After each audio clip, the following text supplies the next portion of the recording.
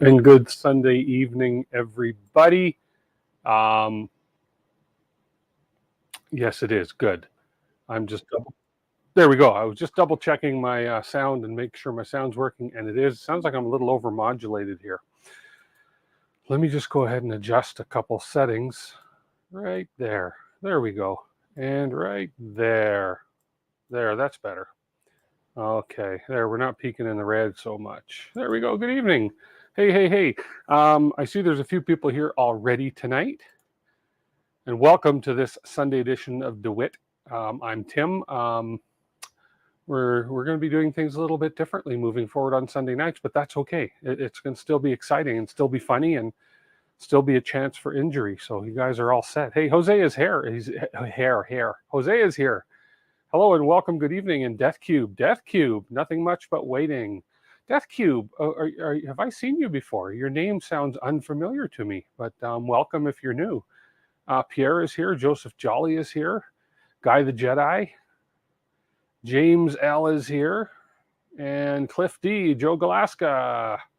Wow, look at all you guys that are here already. 11 people watching already. Thank you very much for being here. So, as I said, as the thumbnail sort of said, that we're just going to sort of change up Sundays, because really what's happening is I took last Sunday off, as you guys all know. Jeff Thorson is here. Hello. I took last Sunday off, and I'll be honest, I was just tired. I just needed a day off. So I took the day off. Let me pull up my pants here a little bit here and tighten my belt here because, oh, look at that. Gotta stop losing weight. I really had nothing to go over last Sunday. And so what I decided to do was I do a lot of little things during the week. I don't necessarily stream live much during the week, but there's a lot of little projects I do, whether it's to work on the laser, whether it's working on a printer and doing something. So I thought what I'd maybe try is on the Sundays, we would just do like a little roundup of what I've been working on, what I may be working on, what you guys may be interested in seeing. If you guys want to see a specific project done on the laser, if you want to see a specific project done on one of my printers, just shout it out and let me know, and we'll work on that. I do have a few things. I do want to eventually get that Trident rebuilt. There's a few things that I have in the pipeline that I've got to do. I've got a pair of headphones to make, et cetera. But I just... I didn't want to not come on Sundays just because it's like, well, what am I going to talk about tonight? I don't have a printer to build, et cetera. But yet I enjoy coming on and I enjoy doing these streams on Sundays. So, and no, I don't have any soup tonight. I had lunch an hour or two ago and it's still not sitting quite right. But I do have water and I'm gone soupless tonight, but I will have soup next week. All things considered. So good to see everybody.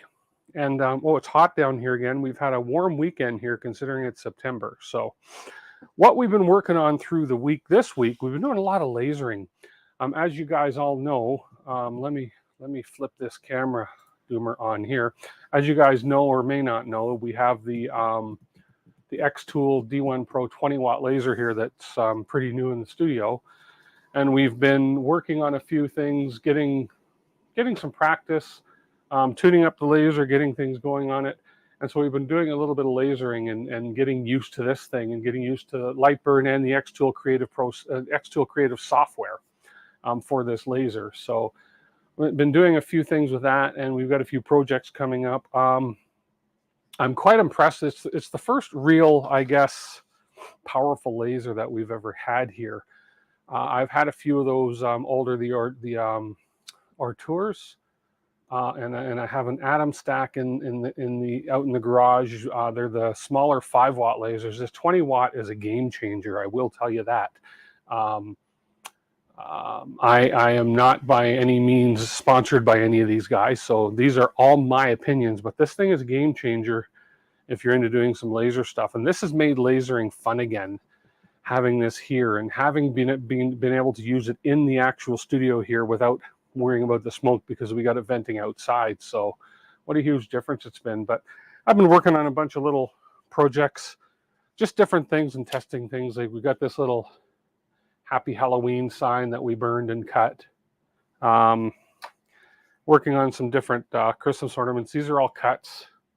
These are all cut out of 3mm or 1/8 inch, if you want to call it, plywood, basswood plywood, different materials. This thing cuts extremely small details, and the cuts are really, really clean.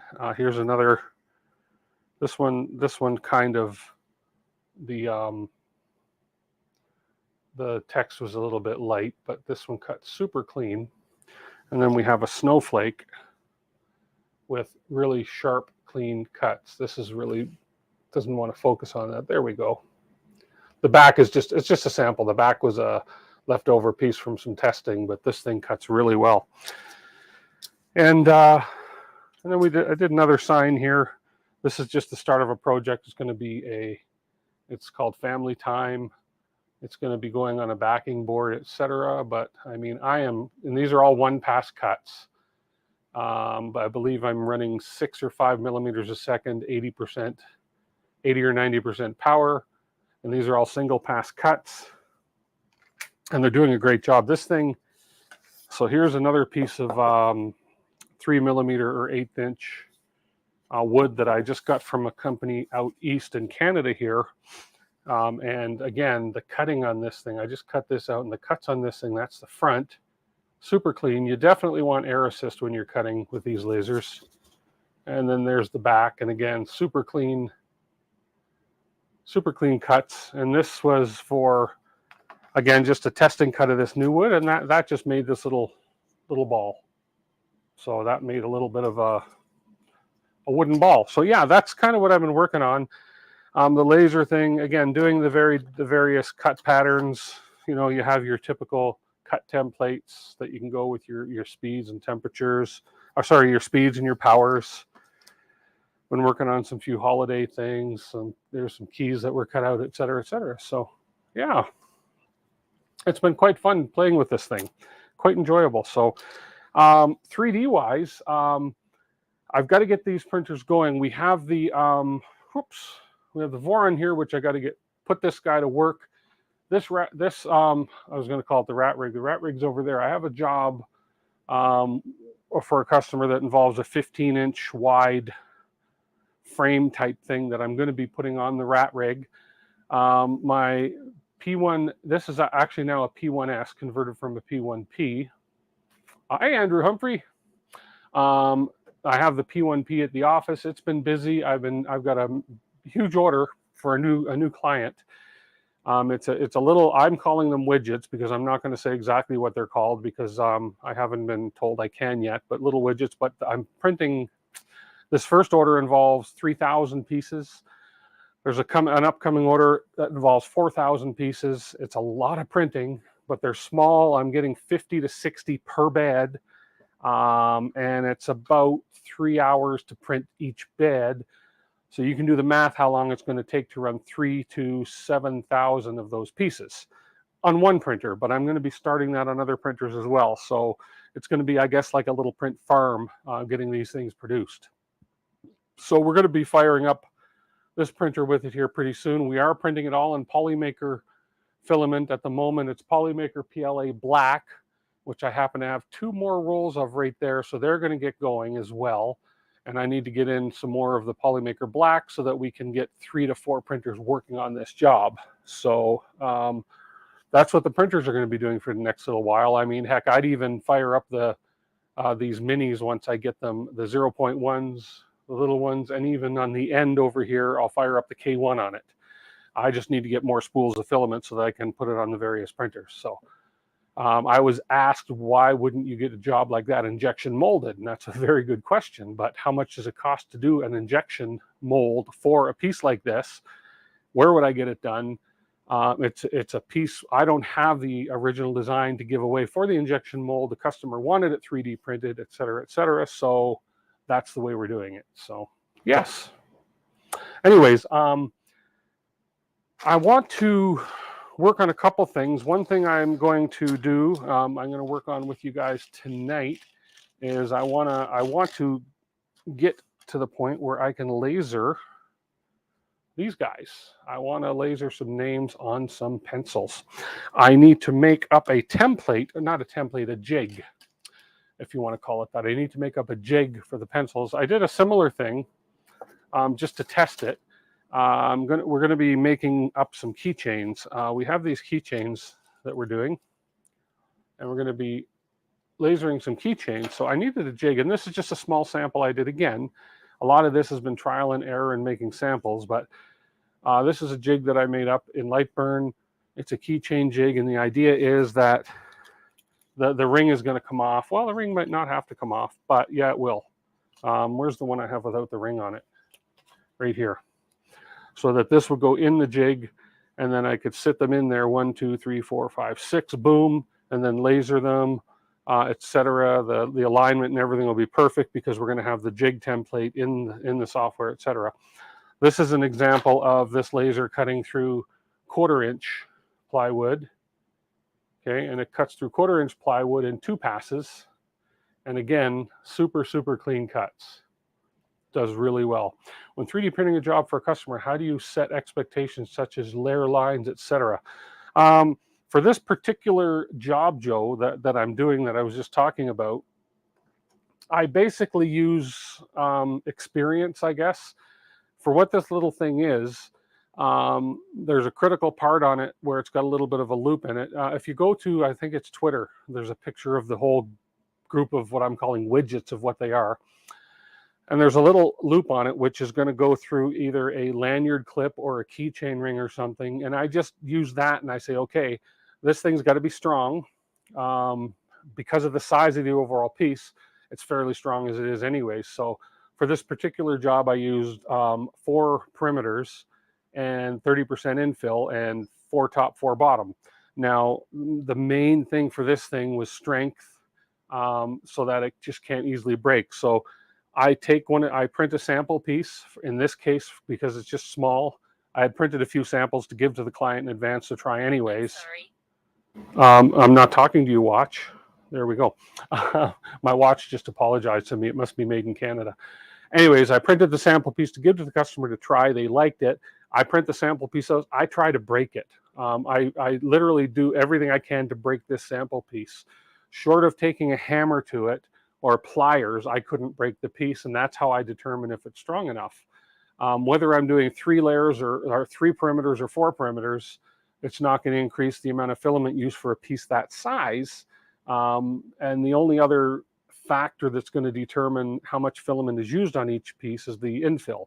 And again, for a piece this size, 30% infill versus 100, there's not a lot of infill space on this thing. It's a lot of perimeters, top and bottom layers, but 30% infill was plenty, and it gave it plenty of strength for what it had to do. So that's kind of how I determine it. I just use experience, and depending on the piece, number one, I ask what it's for, so I know what this thing is being used for, so I know where it needs to be strong, etc.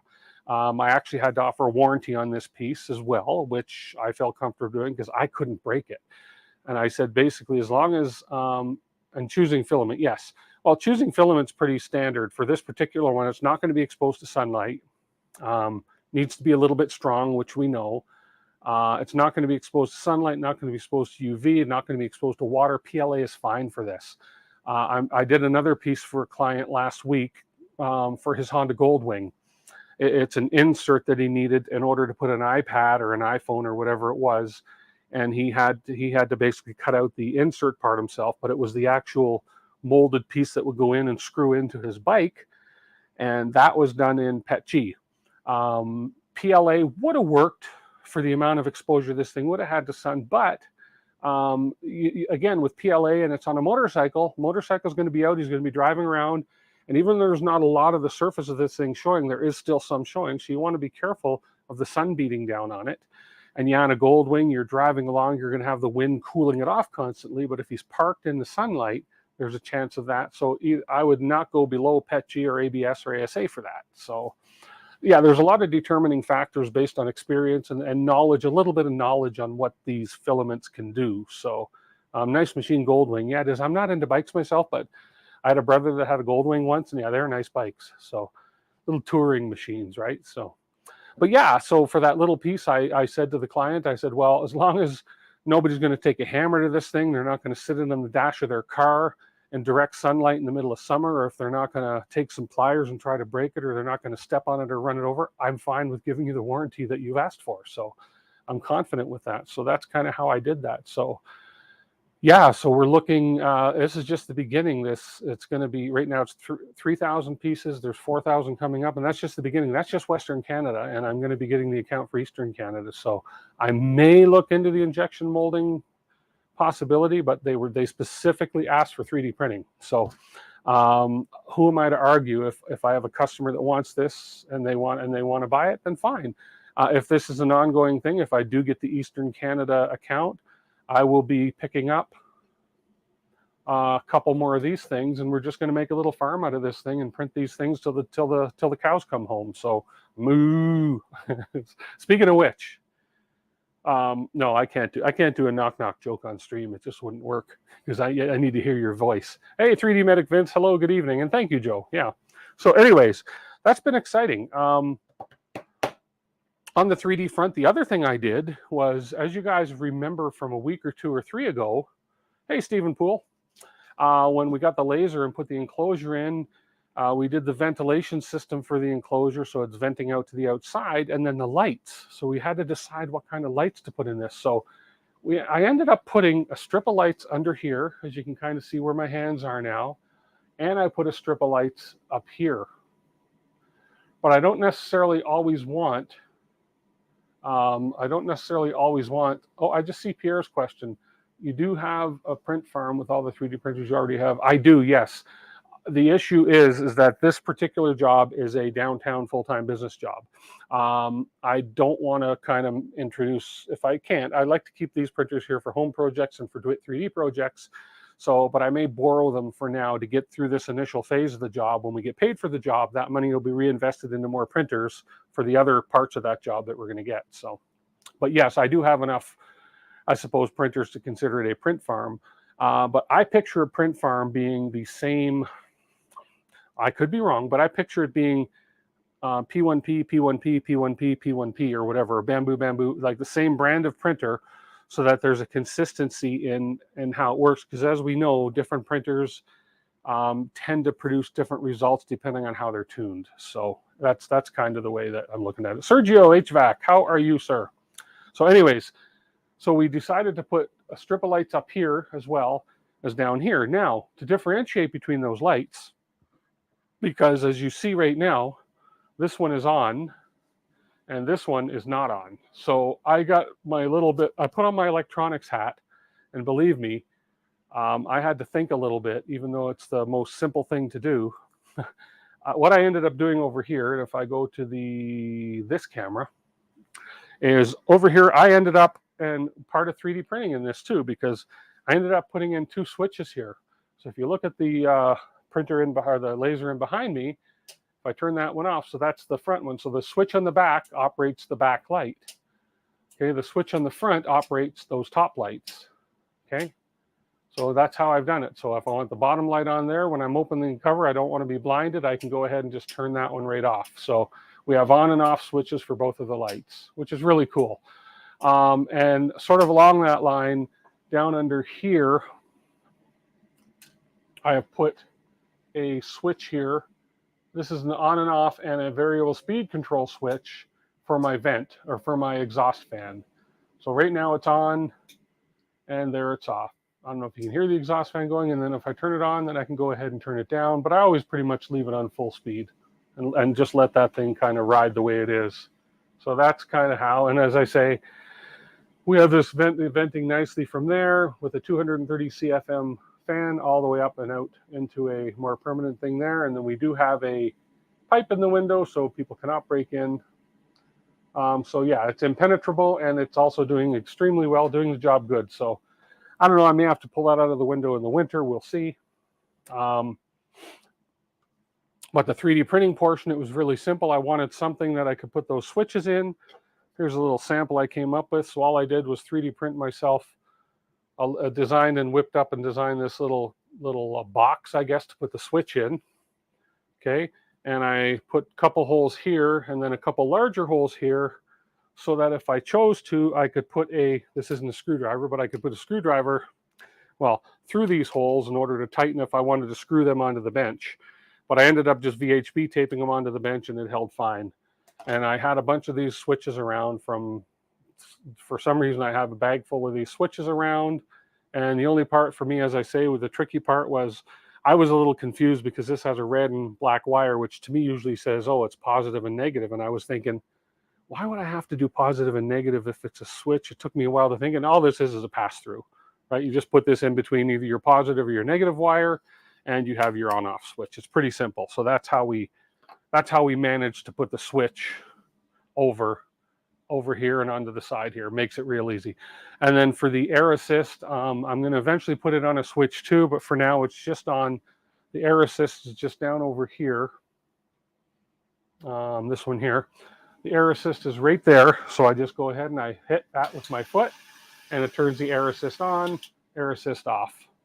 So, but I don't know if anybody out there is into lasering as well, but how many times have I forgotten to turn the air assist on when I start a cut? Yeah, it happens. But fortunately in Lightburn, you can actually tell it to remind you when you go to burn, it'll pop up a window and say, turn on your air assist, idiot, or whatever you want it to say. So, yeah.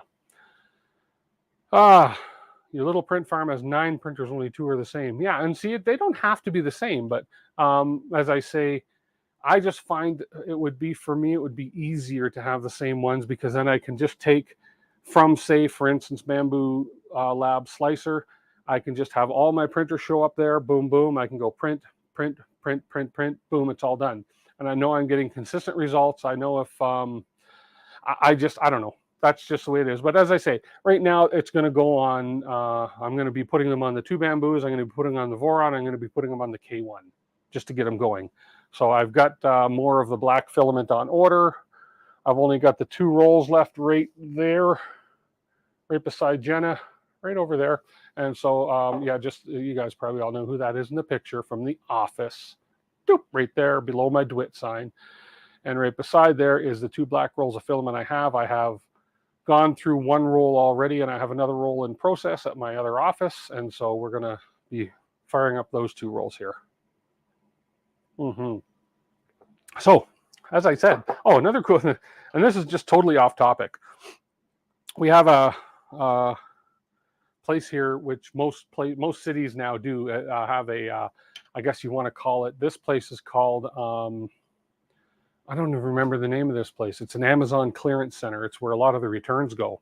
Oh, it's called Crazy Bins. And you go in every, depending on the day of the week you go in, everything in the bins is either, on a Friday you go in, it's $20. You don't get to open the boxes. It's a lot to take your chances on things. But Friday's when they restock, which is why they say $20 for everything in the bin. You go Friday, Saturday, Sunday, Monday, whatever, and each day it goes down to $1. Where every item you get is $1. This thing, I don't remember. I think this was either 1 or 10. Anyways, I found this little thing. I have no idea what I'll use it for. I just thought it was cool. You ever find something you just think is cool and you just want it and you have to have it? Well, this thing, it's from the name on it is interesting. The name on it is ULab Scientific. Okay, this was just sitting in one of the bins. And basically what it is, it's a lift platform. So you screw it up, you screw it through, and it's a scissor lift. And it goes from that small inch up to about 6 or 7 or 8 inches, whatever it is. Boom, boom. And it's really, really cool. And it costs next to nothing. It was just, and I just thought, I don't know, I thought, I want that. That's really cool. Just as a little conversation piece. So anyways, I came back and I looked up the company ULab Scientific, and you can go on and look at it, ULab Scientific. Found this item. This thing is brand new. It's anodized aluminum. It's perfectly clean, perfectly good shape. And this thing sells for $50 something US. So we're speaking what, $70, $75 Canadian, plus shipping.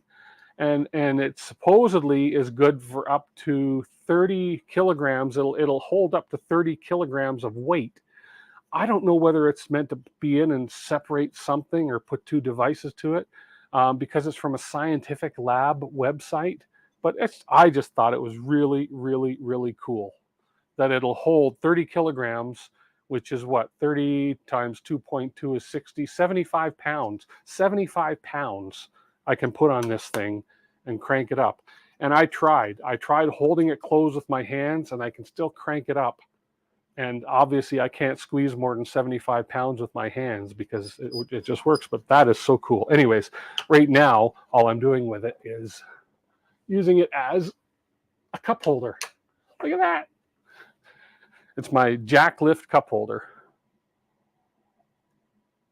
A mini jack for printers. Yeah, when you want to service your printer, you put it under your printer and you can jack your printer up. Anyways, one of those little things you just see in a bin and you go, I want that. Okay, enough talk. Let's do a little bit of work, because what I want to also do on Sunday is not only talk about what we've done in the past, see what you guys want me to do, and if you have any questions, like I see Pierre has one right now, and then just do a few little projects while we're on here. Pierre says, if I may ask, I have a Bamboo X1 carbon, and after every third print, it wants to retract the filament but can't, and always have to manually remove the filament from the print. That's I had a similar issue with my P1P with these little gadgets I was talking about, and I was running them on with the Polymaker filament with the plastic ends on. I'd be curious to know, Pierre, if the spools are half full, quarter full, or if they're full spools, or what's happening with it. What was happening to mine is it wasn't rewinding the filament when it was finished the job. It would just sort of go, and it wouldn't go. I had to end up putting a weight. I actually used an aluminum yo-yo I had sitting in my office. Don't ask. And I put the weight in the spool. I had to find something that would fit in the hole that had some weight to it. Put it in the spool. It helped the spool hold down, and I had no problem rewinding it then. And I have heard that people have had issues with third-party spools. In other words, not the bamboo spools, which are a little heavier on their own, and the plastic they're made out of is made for that AMS. Or is it the AMS? Yeah, you have the X1 carbon, so you have the AMS. So it could be that your spool is getting a little bit too light, and you need to put something in the core of the spool just to weigh it down so that those rollers that turn to rewind it can actually get a good grip on it. That's what I found worked when I had that issue last week. So I don't know if that's if that's the case for you. But then I also have heard instances where people have had to replace the drive gears in their AMS because they have worn out or stripped or something. So, but hopefully it's just a matter of, hey, you got to weight the spool down a little bit. What I'm probably going to do when I open these two spools over here, if they're being run on one of the bamboos through the AMSs, is I am probably going to, that makes sense, you use Matter 3D and it's almost empty. Well, then definitely, because yeah, Matter 3D is cardboard spools. They're light. Try putting something in the middle of your core to weight it down, and see if that helps. There are handy desiccant holders you can print and add weight to the spool. Yeah, you're right. Joe is right. There are things out there that people have had this problem, and there are models out there you can print. If you look on printables, and I would just look for the search term that says spool weights or spool AMS spool weight or AMS spool inserts or something like that. And there's going to be a lot of things out there you can get and to do. I happen to have a aluminum yo-yo that had a bit of weight to it, so I threw that yo-yo in there and it worked. Right, it was just the right amount of weight. So, but as I say, what I'm going to do with these next two spools I use is I'm probably going to take the I don't know where it's sitting. It's sitting in the studio here somewhere. I'm going to take my respooler and I'm going to grab. So for instance, I have an empty bamboo spool here. There's not enough here to do anything. So I'm just going to take my bamboo spool and I'm going to basically just respool that Polymaker onto this spool, because this spool has a fair bit of weight compared to the Polymaker cardboard ones. And it also has a surface that is actually designed to be gripped better by those rollers in the AMS. So I'm probably going to, because I have a few of these empty spools, so I'm probably just going to respool onto this using that respool tool I used. Actually, I'd pull it out and we could respool one tonight if I can remember where I put it. It's down here somewhere. And my lights just went out. Okay, that's strange. My studio lights just all went out on me. Okay. Let's just see. Oh, the app was open in my pocket and it must have, here we go. There we go. All my studio lights just came back on. My phone is warm. My phone must not have been shut off in my pocket. My pocket just turned my lights out. We're going to put the phone aside here so that doesn't happen again. That's funny. I forgot to pay the electric bill. Yeah, there we go. Too funny. Anyways, so yeah, this is just an end. That's the end of my bamboo red. And that's the end of a spool. Boom. Now, yeah. So I could actually now what I may end up doing too is, so as we all know, the bamboo spools are NFC chipped. So we have they have NFC chips. Well, it's not on them on their spools, right? This happens to be bamboo PLA. I'm just going to throw this empty bit aside here. I keep those little offcuts just for whatever, they might come in handy.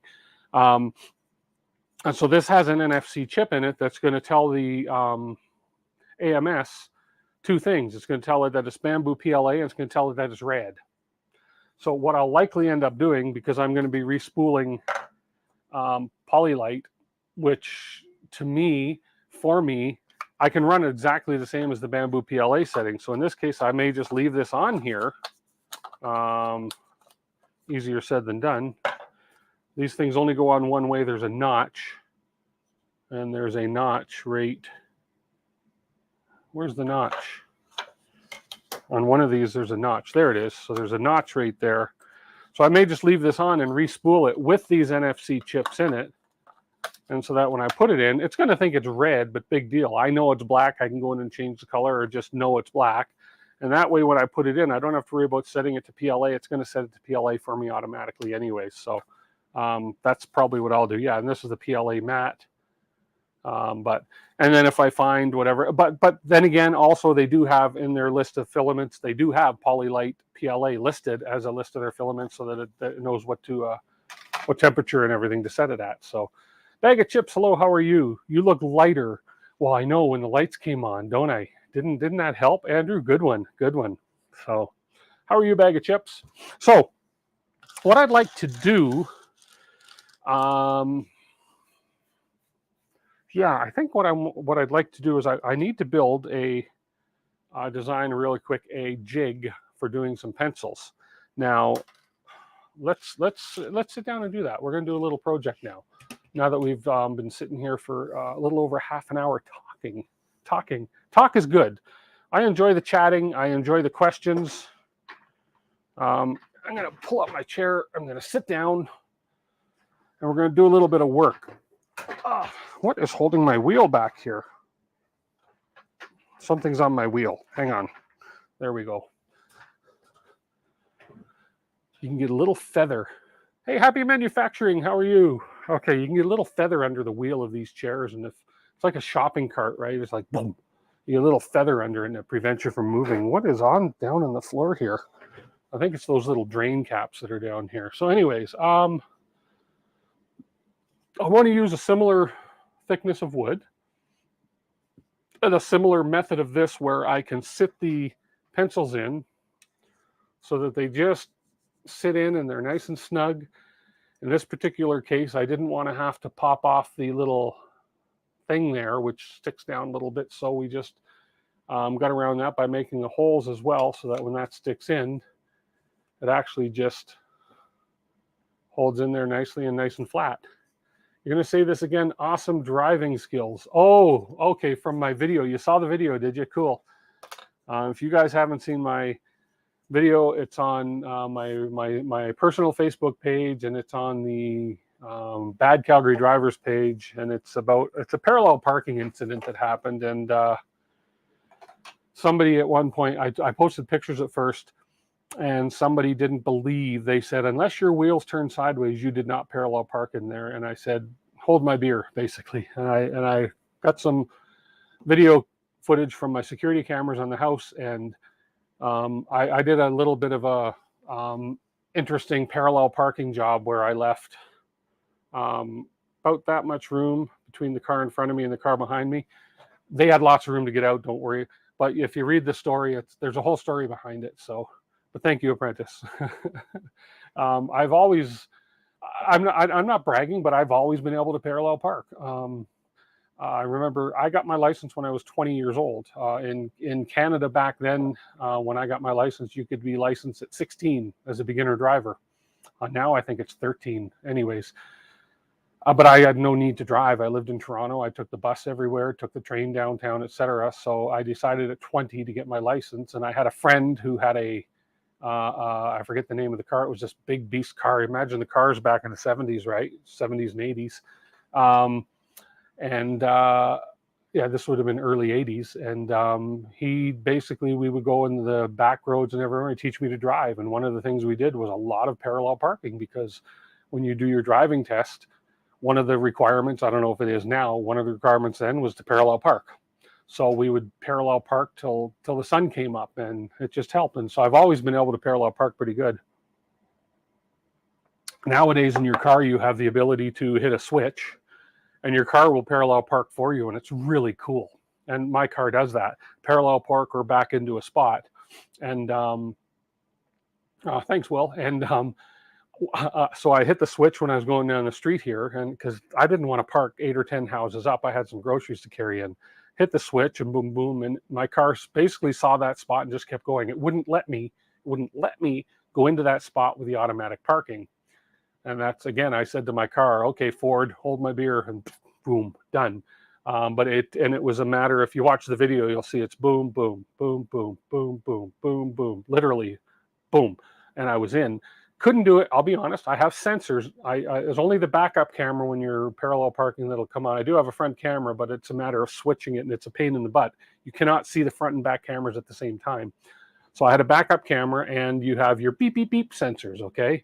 So would I have done it without those? No, I'm not that foolish. I don't want to hit a bumper. But so you'd go back a little bit till you hear beep, beep, beep, and then you turn your wheel to the front, and you go beep, and you turn your wheel to the back, and beep. But it worked in. So if you catch the video, go ahead and watch the video on my personal Facebook channel and leave a comment. So now I need to grab some calipers because I want to make a quick jig. I want to make a quick jig so I can imprint something on these pencils. So you guys are going to come along for the ride with me, whether you like it or not. I have 19 people watching. That's good. There was 20. Somebody left. If you left, shame on you. Shame on you. How dare you leave my... No, I'm kidding. Yeah. So let's go ahead and see. Everybody excited about the... I'm excited. I'm a little tired of the marketing.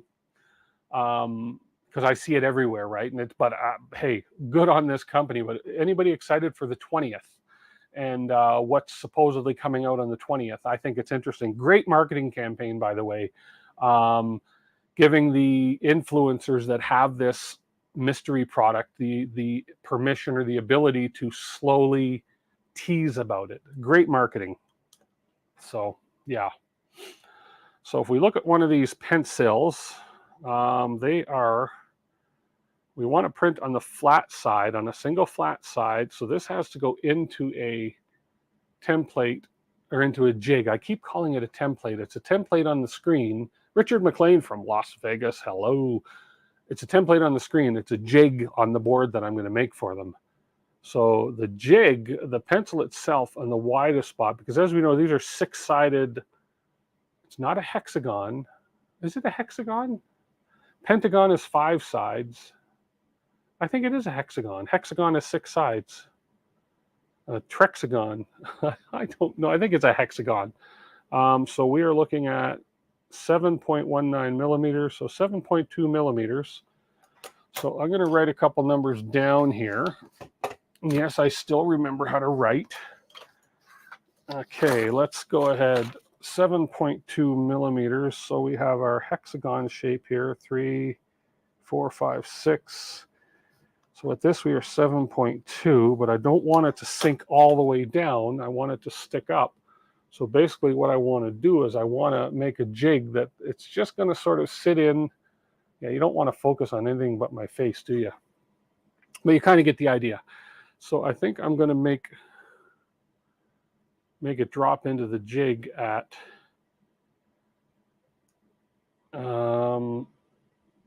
let's see, we're going to do it at 6.9, 6.8. Well, if we do the same size, because we've got to remember there's a kerf when you cut out wood. So if I do it exactly 7.2, it'll just fall right through. So I'm going to go 6.5. as a start. And I'm going to do a test piece to make sure. So 6.5 millimeters, 6.5 millimeters by whatever length we have here. Okay, and I have to keep in mind I've got that little rubber socket. So what I may end up having to do is just widen this end of it a little bit. So now I don't think I'm going to use my calipers for this. I have a metric ruler. So we're 6.5 by 19 millimeters is plenty. So 6.5 by 19 millimeters. Okay, and so it's all it is a simple matter of step and repeat on there. Oh, Richard McLean, we have a soup or chat. Thank you so much, Richard. I appreciate that. That means you get one of these. Super chat. Thank you so much. I appreciate that. I didn't have any soup tonight. I apologize. No soup tonight because my lunch was not sitting on my tummy all that well. But I was gonna have cereal, but then I thought that's kind of cheating having cereal in a soup bowl. Maybe I'll have a bowl of cereal when I'm done the show. I had some pasta for lunch and it's just not sitting well, and so I didn't want to eat soup because we don't want any projectile type things happening live on the stream. So yeah, much appreciated, Mr. McLean. Thank you. Chat. Oh, chat. Okay, then we can have chat. There we go. Soup or chat, because that's what that says. So we'll chat. So yeah, you can buy on Etsy, etc., a little jig template for these, but why buy when you can make? One of the streamers uses that motto. Why buy when you can make? Well, it's so simple to do this. We know our measurement now. Now we just have to go into, we'll do it in Lightburn and just do a little bit of a jig for 10 or 15 or 20 or 100, whatever I want for these, whatever I can fit on my piece. But I'm going to be limited to, where's my 1/4 inch pieces here? I know this thing's going to be ticked off if I turn my face away from it. So I'm going to take face tracking off for a second. Let's find my woods here. And right now I am limited to what I have for 1/4 inch wood. And I have this size here for my 1/4 inch. And will that fit one pencil across? Fortunately, it will. It'll just fit. So I'll just be able to fit one pencil across on this. And I'll be able to fit however many down. So we'll use this as our template for now. There's another feature in Lightburn. I don't know who on here, hands up.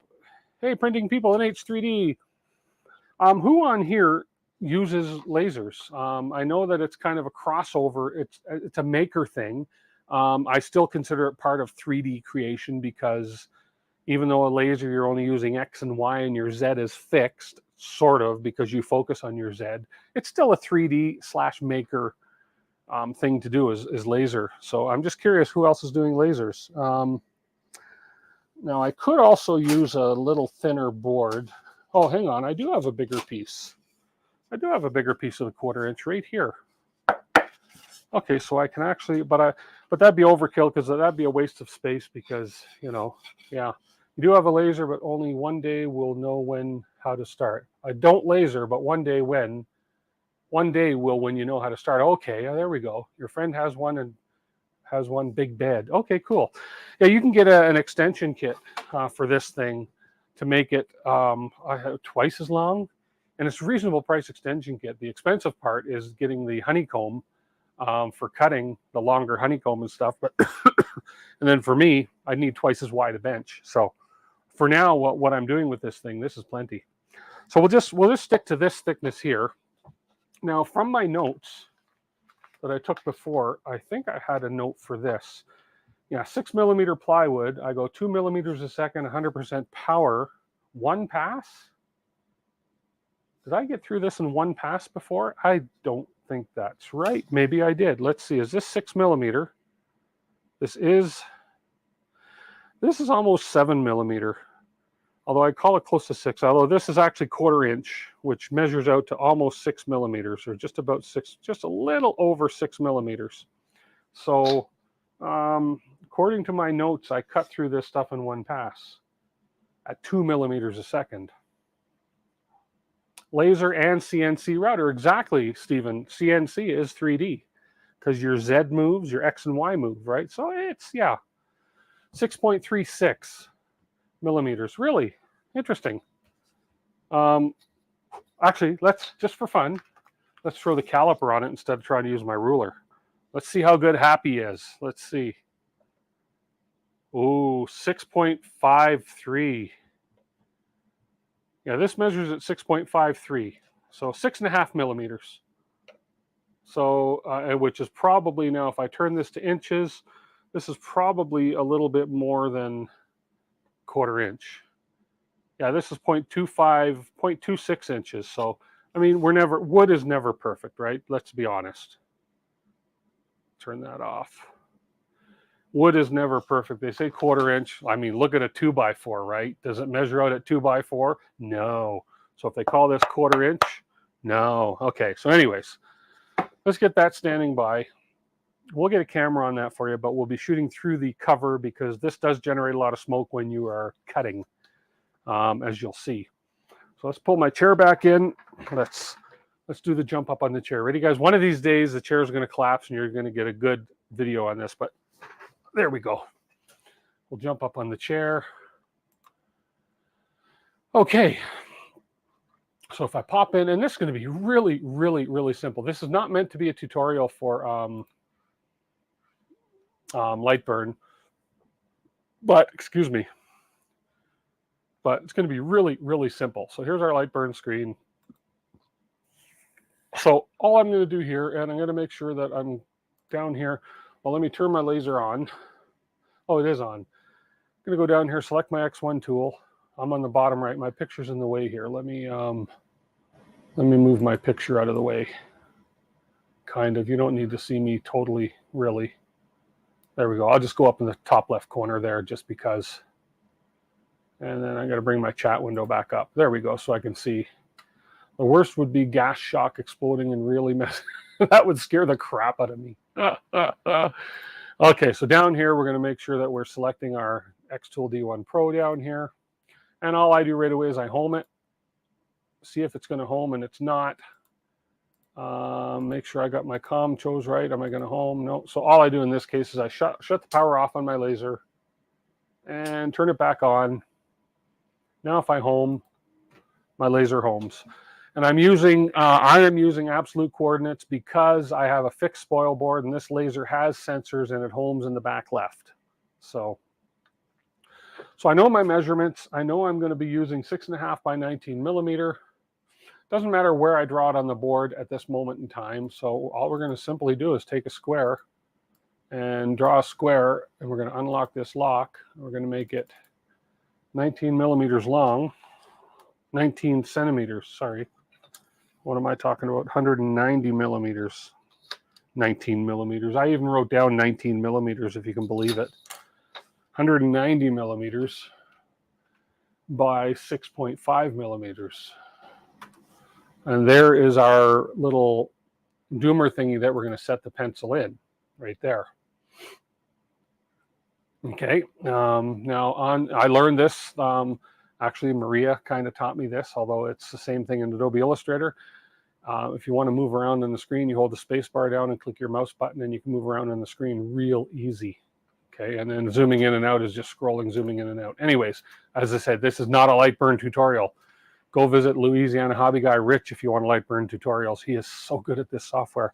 And so the other thing I'm going to do is I'm just going to allow a little bit of extra width for the end of the, if you pop up and look in this camera here, I'm just going to allow a little bit of width for the end of that pencil, this rubber part and the metal part, because it's a tiny, tiny bit wider. And depending on the clearance.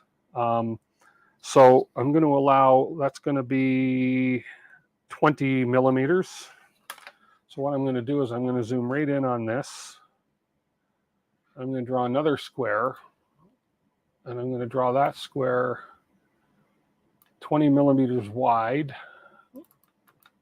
So we're going to do that 20 millimeters, and we're going to make that one 6.5. We're going to make that 7 millimeters in height. And then we're just going to take, oops, wrong one.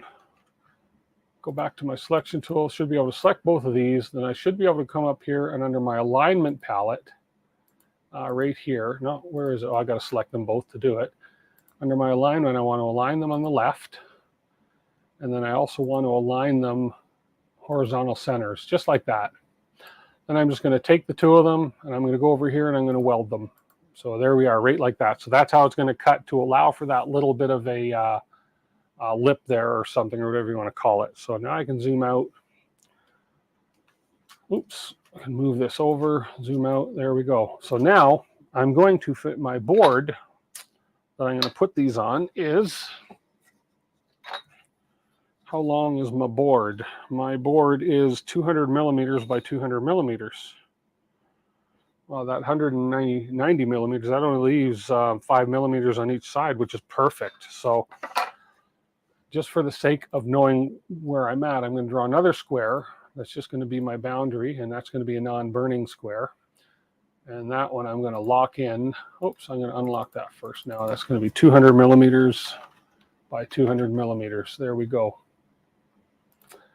And then I can go ahead and take those, select both of those, and I can align those vertical centers, which they are. Then we're just going to take that one and nudge it down. And now all I want to do is take this guy. I can zoom in here a little bit. How many people have I lost so far because this is such a boring stream? Let's see how many people are watching still. 22 people. Yay. Thank you, guys. Hope somebody's learning something.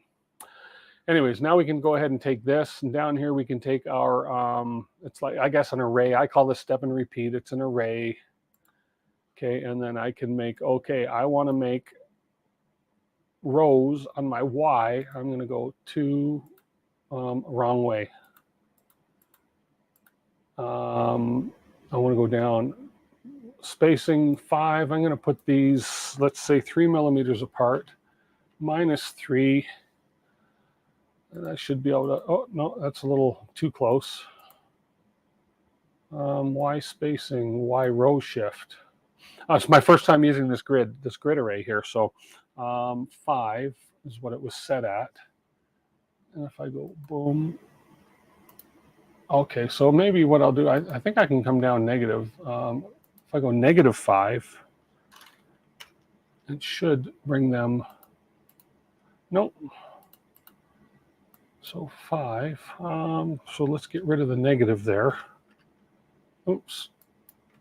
And Y row shift, what's that mean? What's that do? Oh no, that shifts it over. Okay, so we want the shift to be 0. Can I tell it to go down? Reverse direction, there we go. See, look at that. Now I can go, there we go. 14, there, 14 is plenty. So I can, actually, I'm just going to do lucky number 13. Let's just do it. Let's just do a baker's dozen, 12.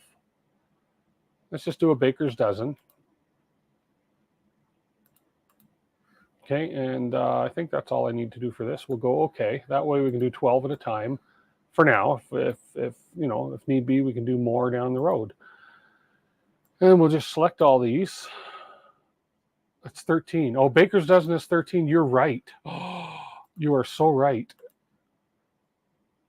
There we go. Let's do the baker's dozen. So let's do 13. Now, if I select from this way over, it's going to select everything. If I go from this way over, it only selects what I circle. This way selects everything it touches. So this way selects only what I circle. So I'm just going to nudge these down a little bit. There we go. And we'll just do that just so we have a bit of strength top and bottom on the board. Okay, 13 is a baker's dozen. That's true.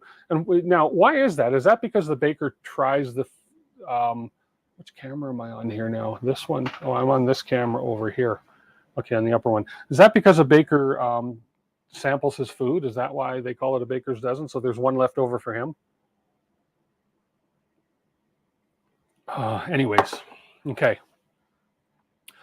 So we're going to take this line here. Let's put this on a different layer. Let's put that on the blue layer.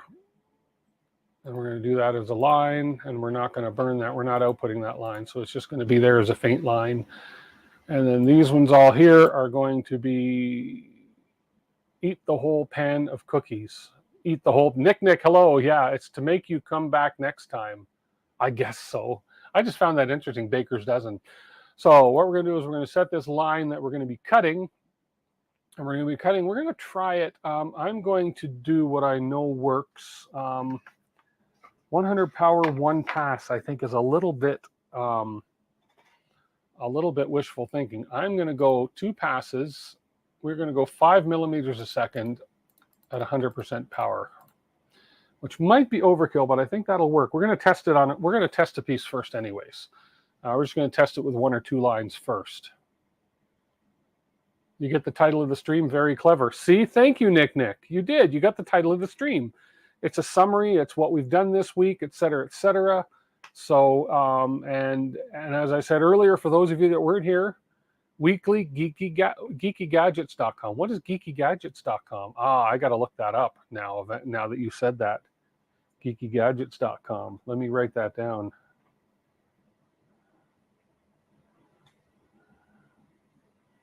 Okay.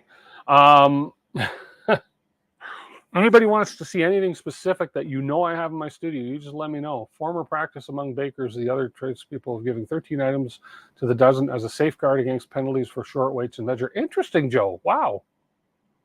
You guys both did some Googling there, I see. Doesn't reason extra representing retailers' profit. Okay, that's interesting. That's really interesting why they call it a baker's dozen. I was always interested in that. Okay, so we have 2 passes. We're going to do 100%. Actually, I think I can get away with 90% power at 5 millimeters a second with 2 passes for sure. Google is your friend. It is. And you guys have time to Google while I'm doing my gaggling. You Google and I gaggle. Okay, so what we're going to do is, for now, I'm just going to move so I don't waste too much material. I'm going to take those, move them to the blue, which is the non-cutting layer. And we're just going to go ahead and concentrate on the 1 piece for now. Okay, so let's go ahead and switch back over here. Let's see if I can, let's lock you in because I'm going to turn my back to you for a minute. Do I have an offcut of this thick stuff I can test? It's always good to keep your offcuts because you never know. No, I don't have an offcut there. You never know when you're going to want to test something. So let's see. There we go. I happen to have a piece. Is this the same thickness? Is this, it's a different brand, but it looks like the same thickness. And this is 1/4 inch for sure. So I'm going to just test it on this little piece here. So I just found an offcut for another job I was working on. And you can see this is where I did some test cutting of the holes here. So I'm just going to go ahead and just stick one of these in a spot here where I can test it to make sure it's going to work. So let's go ahead and bring you inside the laser. We have the camera here. Let's go ahead and give you an inside view. See if this will work. Let's see if this will work. Let's go to the floor camera. Let's go ahead and focus this.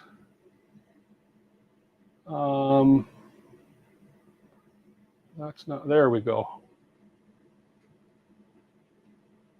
Okay, that's kind of focused, I think.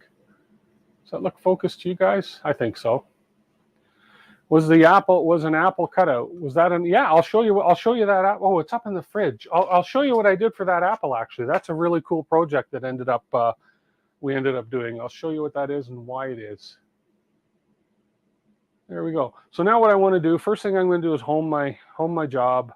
I don't have, this isn't done perfectly yet, but bear with me. Now I'm going to frame it. So we're going to go down to where it's going to frame.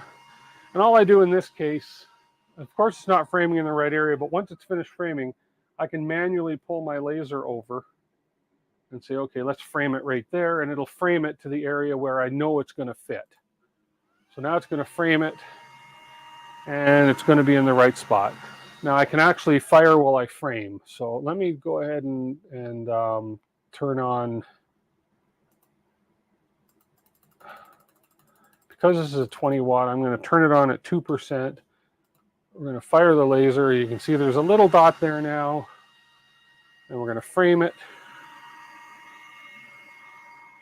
And okay, there we go. What I actually need to do is turn on the feature in Lightburn that says fire when framing, and then it just fires a little dot. Yes, I do have the crosshair that I could turn on in the xTool software, but I just decided not to use that. We should call you Tim Apple. Tim Apple. That's a good one. You could do that. Okay, so now that we got that all framed up, I'm going to go ahead and I'm going to turn on my air assist. Let's see if I can get you guys a view through the window of this thing. Let's see. Yeah, it's going to be yellow, but hey, that's because it's to protect my eyes. Okay, air assist is on. Okay, I'll turn the second light on. It might make a little bit of a difference. It made it a little bit brighter. Okay, turn the second light on and we'll cut this and see if we get what we are expecting. And we'll go start. Oh, and see, I have my little thing here, see? Because I've been burned by this a couple times. So I have it, so when I go to burn, it says, remember to turn on air assist when cutting. Okay, and all I do is click yes. My air assist is on. And it's going to start cutting. There's a problem sending data to the laser. Okay, so what's going on? Why isn't it not? It lost connection to the laser. This happens once in a while. So I got to start this over. Let me reboot the laser. I don't know why it does this. For some reason, it is not connecting to the laser. Yeah, we'll do it. It's just for some reason, Lightburn is not recognizing the laser now. I suspect I might have a little too long of a cable. I don't know. Let's just see. Huh. No, I'm going to have to restart Lightburn, but just give me a second. I'm going to save this project first. Something's going on with Lightburn. I don't have this problem with the xTool software, so I don't know whether it's my cable or something going on, but I'm going to file save as, and I'm going to save this in my desktop Lightburn folder, and this is just going to be called jigs, and this is going to be called pencils. Pencils, 13 of them. Okay, so let's shut down Lightburn. Cables can be funky, and I think that could be part of the issue. Let's relaunch Lightburn. Let's go over here and pick our laser, and now let's see. Oh, and our COM port is right. Let's undo the COM, do the COM port up, and home. Of course, you're not gonna work when I want you to work. Now, will you home? There we go. Now it's communicating with it. Okay, so we're going to open the pencils again. Okay, we're going to frame it again. It's going to frame in the wrong spot, obviously. Okay, so we're going to open it up. Pull it over here. Here we go. So we're in the right spot. Now we should burn, no problem. So let's go ahead and go start. And yes, there we go. Now we're burning. You can't really see it on the camera. You can see the smoke on the camera, and you can see the line. You just can't see the laser light too well. So this is going to go 2 passes. We are running at 5 millimeters a second, 90% power, 2 passes for this to see if it goes through. 6 1-meter cables that are useless. Yeah, sometimes those cables can be funky. I can usually get it running by rebooting stuff, but yeah, it's a pain. Let's see how this goes.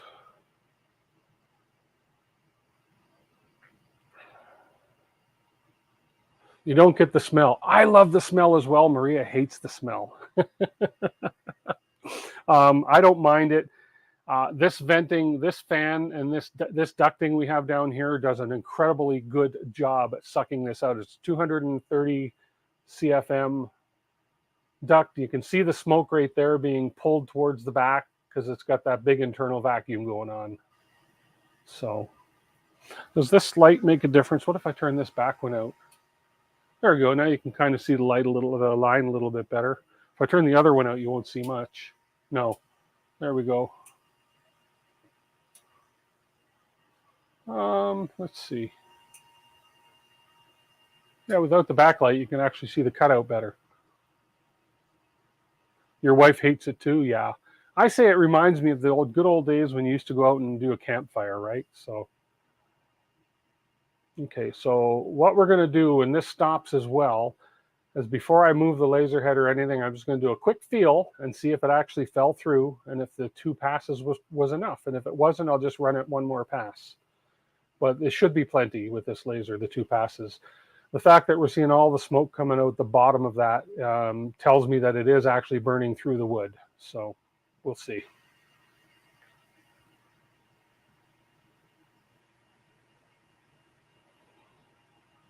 And we're getting close. Can I see? I'm pretty sure it's going through. Yeah, because I can see sparks down below.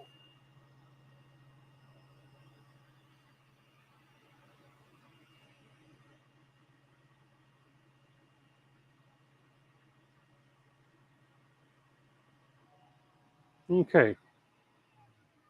Let's just, I just let it, I give it about 10, 15 seconds when it's done just to suck the balance of the smoke out of there. But since for the sake of the stream, we'll do this. And again, that light is blinding me, so I can turn that light off and turn this light on, and let's just see. Doesn't look like it quite went through. Oh, maybe it did. Yeah, it did. Yeah, we're good. So I can move that out of the way. We'll turn the air assist off. And it did go through pretty well, pretty much. Okay, so let's go over here and have a look. Switch over to this guy. So there's the piece that came out. There's the front. You can see it's a pretty clean burn. Pretty clean cut. Fresh smell. Fresh smell. Let's turn that back on here. Okay.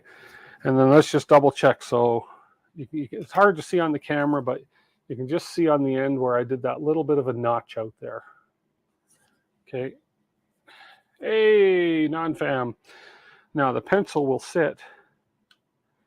Perfect. So, what am I stepping on? Oh, I got all kinds of crap on my floor.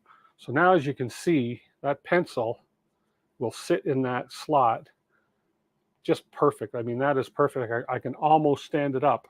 It's sitting in there so perfectly. So that'll be perfect jig for that pen for engraving these pencils. There we go. So now that we've got that done, and that, as I say, that's a super easy jig to make. Okay, so we have that done. So now what we're going to do is we're going to transfer that jig onto this wood. Now this wood is a little harder. So what I may end up doing is just increasing that power to 100% to cut through this. And I know it should cut through it no problem. So this is our test piece. We'll just throw that back off to the side here. Let's go ahead and throw this piece on now. Make sure there's no knots or anything going to get in my way. So we're going to stick this on here like so. And the one thing I didn't do, which could be why, is I didn't focus. And I totally forgot to focus. So what in this one here, we lift this. We have a little foot that comes down on this side. Drop that down. Lock it in. Now we lift the little foot up. Now on the far side of the laser, I could probably show you on the other camera on this particular laser. There is. Let's see if I can get this to focus in on it and show you down here. Right. You can kind of see, why aren't you not, there we go.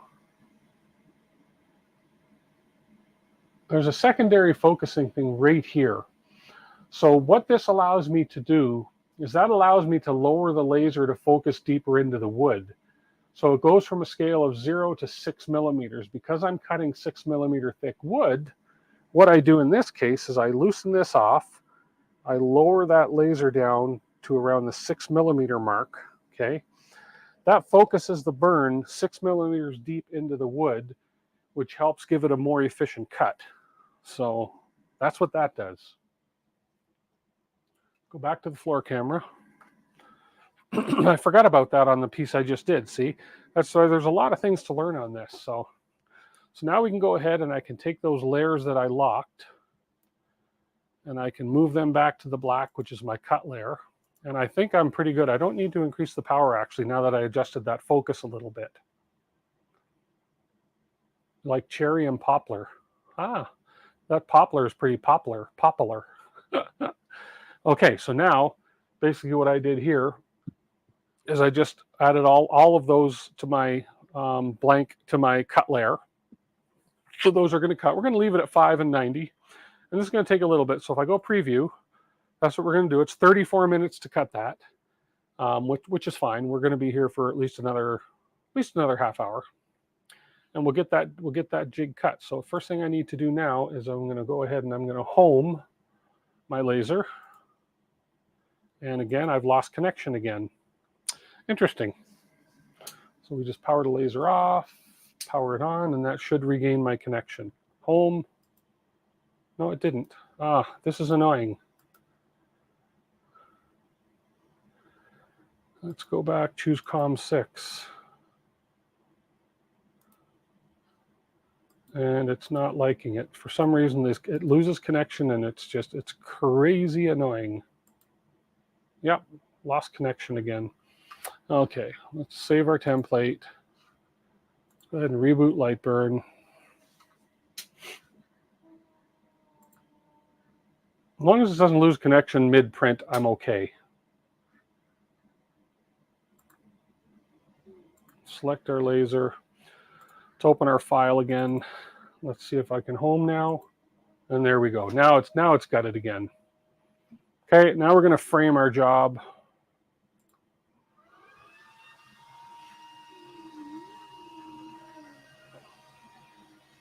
And then we're going to move our head to the proper starting position. That's a little bit low.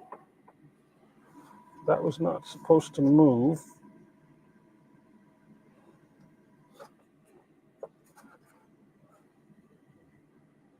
So we're starting down right around there. And let's just frame it again to make sure we're okay. No, we're a little too far to the right. That's very tight. And this is, see, that's the thing, if there's a slightest, when you're focusing so close, if there's the slightest difference in if your wood's got the slightest twist or warp or bend to it, you are going to have a problem with the safety shield on there. Now that can come off because I'm looking through a second screen and I would wear my glasses, but we'll leave that on for now. There we go. And that looks a little better. Very close. 5 millimeter gap on either end. And I think we're okay. I think I'm going to just square that up a little bit better here. There we go. Just to make sure we're in the right spot. There, that's much better. Now there's another feature that I want to try eventually with this, because the trick is, especially when you're dealing with lasering on such a small surface, like on the surface of a pencil, power saving settings. Oh, interesting. Okay.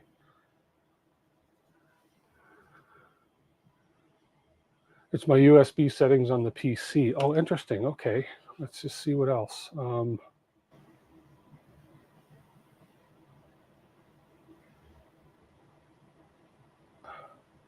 Oh, okay. I'll have to check that. I don't know much about USB settings on PC. We'll have to look into that. But let's go ahead and get this burning. Now I'm going to do something. I want to look into something really quick here. This Lightburn has a feature called print and cut. Now I have a feeling align output targets, no scaling, align output targets. So they have a wizard for print and cut. Set first target position, Reset set first target position. So they have a resource for print and cut, whereas you put targets on your work. And so even if your board is a little bit skewed, you align the targets.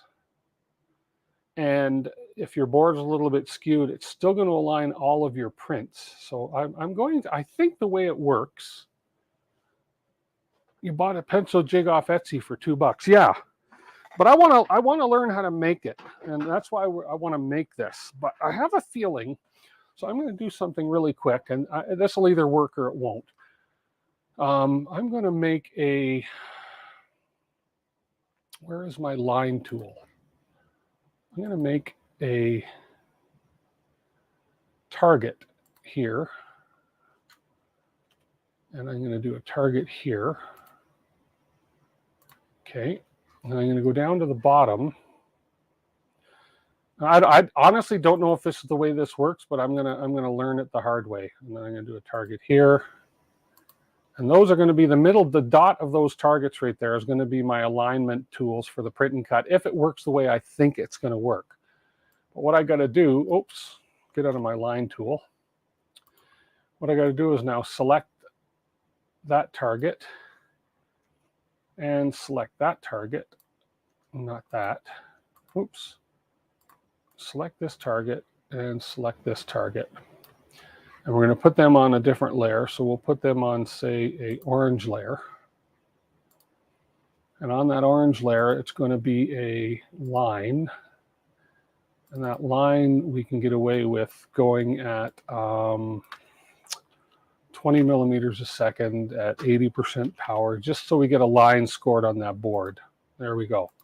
So that's all I want to do. So we're going to actually put the line on first, and then we're going to put the line, there we go, line above. So we're going to do those lines, then we're going to cut those pencils out. And that should work. Dum Dum Dev, hello, hello. Okay, let's go ahead and do this. Floor camera. So now I should be able to go start. Actually, I need to reframe this. There, that's better. Okay, then. And I'm a little low now. So just because I put those lines on. So we're just going to raise that up just that little bit like that. This, oh no, we're okay. Right about there. Just want to make sure I get this right. Okay. Okay, I'm good there. Okay, now we'll go ahead and get this template printed and cut. And we got to turn on the air assist. It just reminded me because I would have forgotten. And we'll go yes.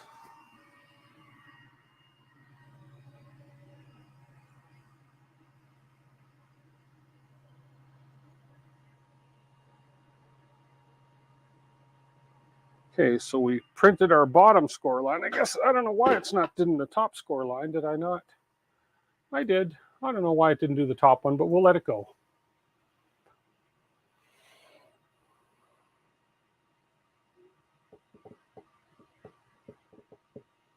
Okay, so this is going to cut out the jig.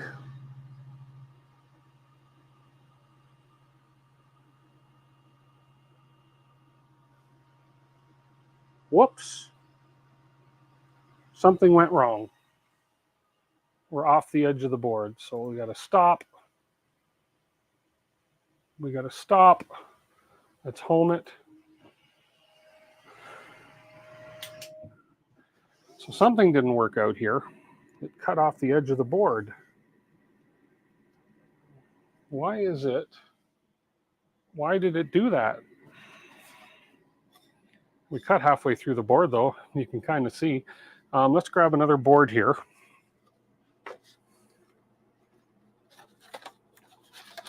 It didn't like something I did, so we'll grab another board.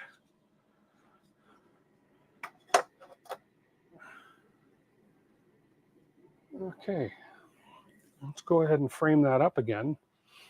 Don't know why that did what it did. Hey, John, how are you, sir? And we'll frame. Okay, we'll move this up to where it wants to be.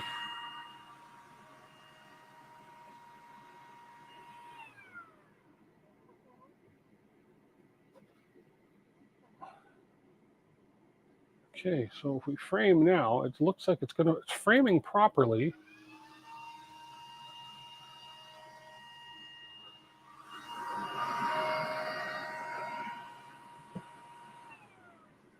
Okay, you framed properly, but when I started, it started off the edge of the board for some reason. But it is framed properly. Let's try this once more and see if I get the same result, but I'm going to get ready to quit. So let's turn on the air assist again. Okay. Start and yes. Nope. Stop. Just did the same thing. Okay.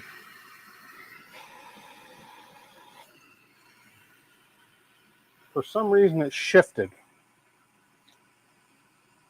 For some reason it shifted.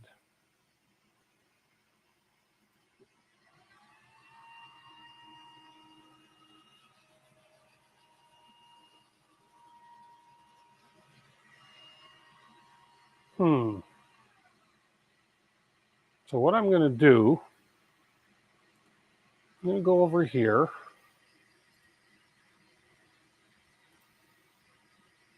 I'm going to try something here.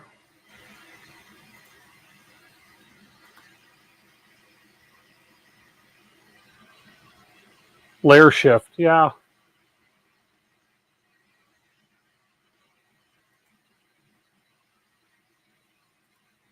It's top left. It's absolute coordinates. Maybe I need to change that. No, you know what I'm going to do? I'm going to try something.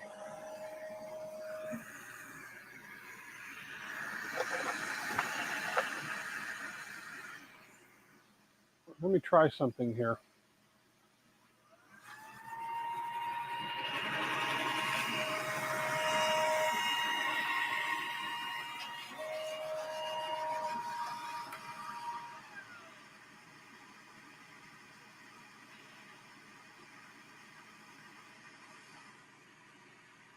Okay.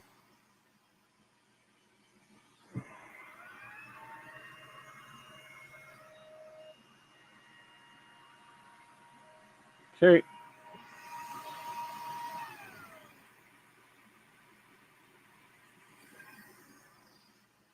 So now if I home it, it should come in frame in the right position using absolute coordinates, which it is.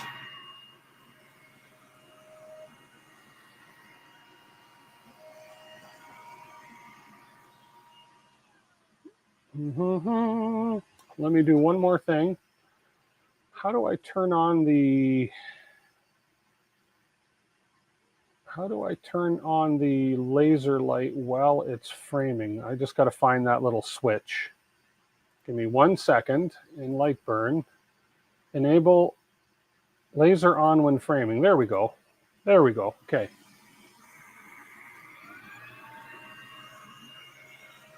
And I'm looking, and that laser is, that should work. Okay. That should work. So let's see if we start off to the side again for any reason. Start, and yes. No, it did it again.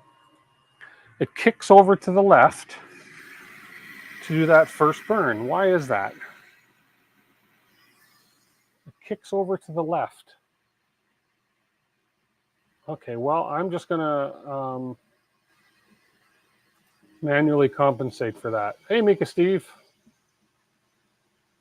I'm going to manually compensate for that. I suppose it's framing properly. Why is it kicking to the left when it starts the print? It's got to be something I have set up in the print. It's got to be something in here. It's the reason it's doing that. So let's just see what happens here. I'm going to see if I can compensate for that. This I shouldn't have to do this, but Yeah, that's what I'm wondering if there's, and that's what I'm looking at. Is there something on the screen that I don't see? And there's not, because if I select everything on the screen, there's nothing up in this top corner that would cause it to shift. This line right here is non-printing. It's not, I can even turn off the show. And then if I select up here, even if I select this way, there's nothing up here that it would have to shift over to the left for, which is really odd. So let's just see if this does it. Let's go ahead and see what this does. Start, and yes. See, that did it properly. Okay, that worked. So for some reason, I manually shifted it over. You can kind of see in the top left there that that worked. So for some reason, hey, Rex Waldy, for some reason it wanted to shift. We'll have to figure that out for sure why, but as long as I get the template done, then if I go ahead and use the print and cut, if I go into the print and cut wizard, that should help me align, because I will be then aligning to those crosshairs. Is there an offset set wrong? That's a good question. I don't believe there was any offset set. Let's have a look here while this is burning. Hey, Matt German and Zenbender. And congratulations, Matt, on your win. I just read that on Facebook that you won something big. Okay. It marks an X in the top corner to indicate the reference point. The X is, I did that X myself. It marks an, okay, let's just have a look and see if there would be anywhere in here where it has an offset. And I think that would be under the laser tools. Pointer offset, that is, and I wonder, it might be that because I'm not using the, this is set for when I was using the crosshairs, but I wonder if that's affecting it right there and if that should be set to 0. I don't know enough about Lightburn. Maybe that's the problem right there, that it's shifting, mine is shifting 16 millimeters to the left. That might be it right there. What do you guys think? Now, I should have tried that before I started the burn, but I can do that little test when I'm done this and see what's going on. The T500, congratulations, man, that's great. That's your laser crosshair, don't touch. Exactly, that shouldn't affect why it sort of went. So, yeah, okay. That's the 16 millimeters for the laser crosshair when I turn the laser crosshair on in xTools, but I've turned that off. I think I should turn that back on in xTool.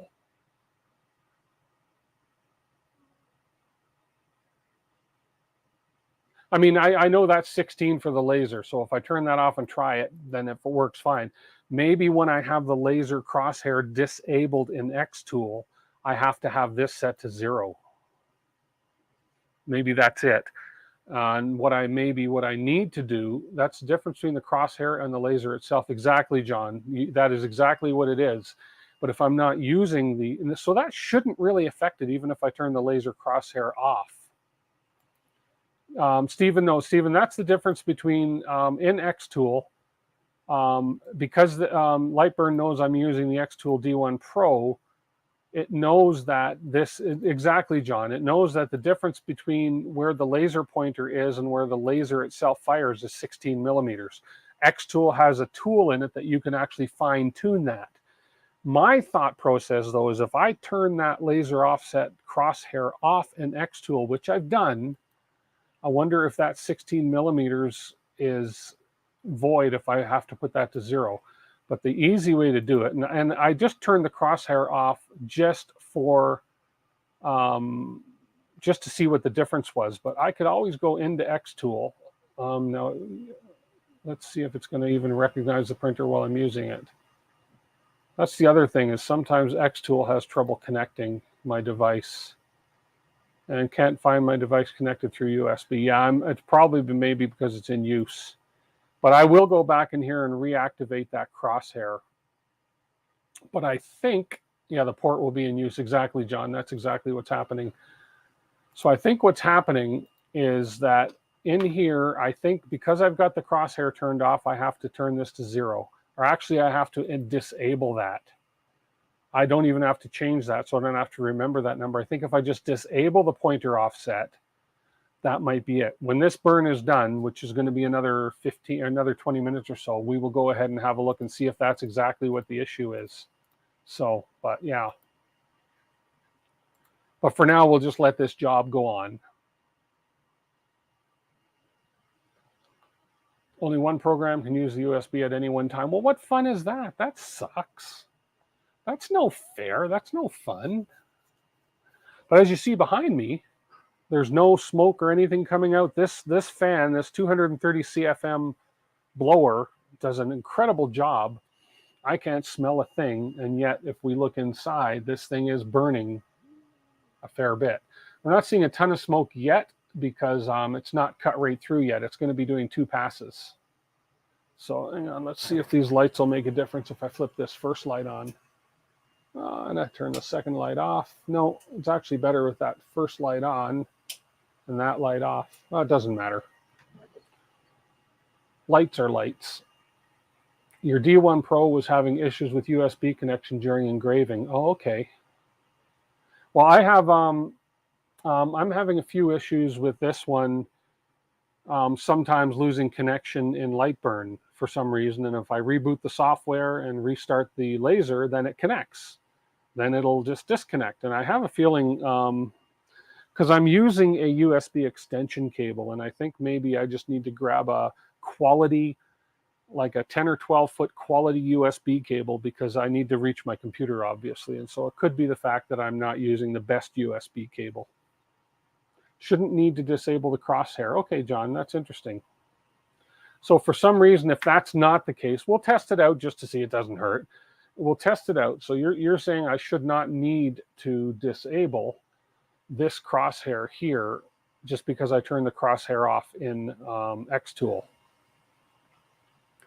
which does kind of make sense, but can't hurt to test it. And if that's not the case, then I wonder why it was shifting over that length it was shifting before it was starting. Something in here caused it to shift, but there's nothing on the workspace here that's going to cause it to shift over. That's just strange.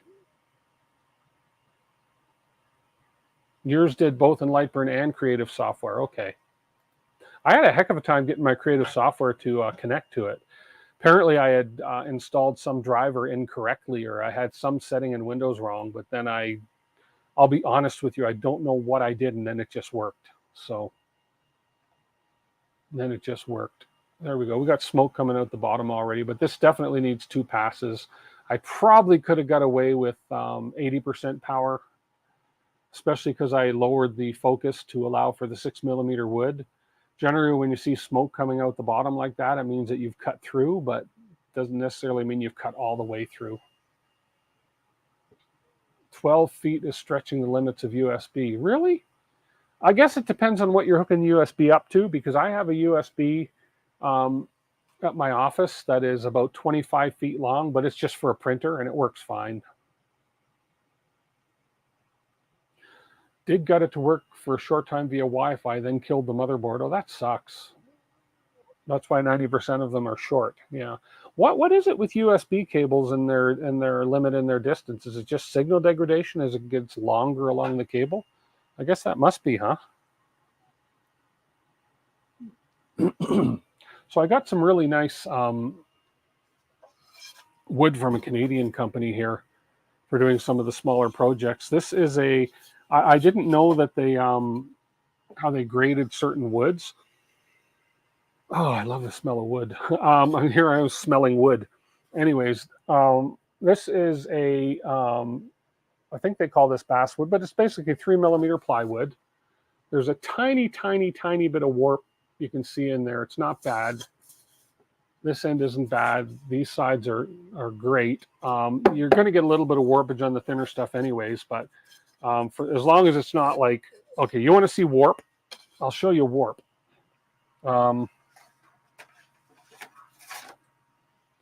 This is warp. This is the this is the cheap stuff well, I won't say cheap. This is the stuff you get off of Amazon. And this is what happens when you leave it in a garage over the winter without being wrapped up or anything. That's what happens. Okay, that's warped. This is the 1.5 millimeter sheet. Now, yeah, I can use that for something. I can probably get a piece out of it or something, but that is warp. Anyways, but this stuff we got is really good. Canadian manufacturer, and for the overall price to pay for it, it's reasonable. Reasonable price for it. And this is a BBB grade, they call it. I didn't know there was different grades of wood for lasering and for CNC and stuff. This is BBB grade, which basically means that there's less, that you don't find as many knots in it. Now, mind you, this piece isn't too bad at all for knots. So yeah, but this stuff cuts really well. I did a test piece with this and actually made a little wooden ball out of this stuff, and it cut beautifully. Single pass cut really nice and burned really nice and turned out really good. So I was kind of happy with that. Use a steam iron on it with a damp rag on top of the board. Really? That looks like the bed of your Ender 3, Joe says. Too funny. Chris Travis, did I say hi? Yeah, I did. We've been talking. I'm sorry. I don't know who I said hi to and who I didn't say hi to. Yeah, so can you, seriously, Zen, can you actually straighten that board out? Press until dry. Maybe I'll try that. Yeah. I don't have a lot of it, and I don't use that thin stuff a lot, but it's nice for doing little models and so forth. So we'll see what happens. But as I said, that new stuff I got, this was the piece that I cut out for the balls, for that ball I just showed you, and it cut beautifully clean. I got a little bit of residue. You can see on the back, a little bit of residue from the honeycomb board. But look at how clean that cut, both sides with air assist. Question for you laser geeks and for you, John. When you get your honeycomb board, right? Down, you get honeycomb and it gets filled with that yellow soot and stuff. What do you use, or do you clean your honeycomb out at all ever? It tends to build up a little, especially even on the tray underneath the honeycomb that's protecting the spoil board.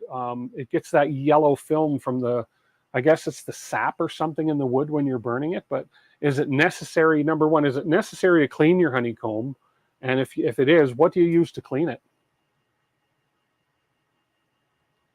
Watch what guitar builders do. Bending side. Oh, cool.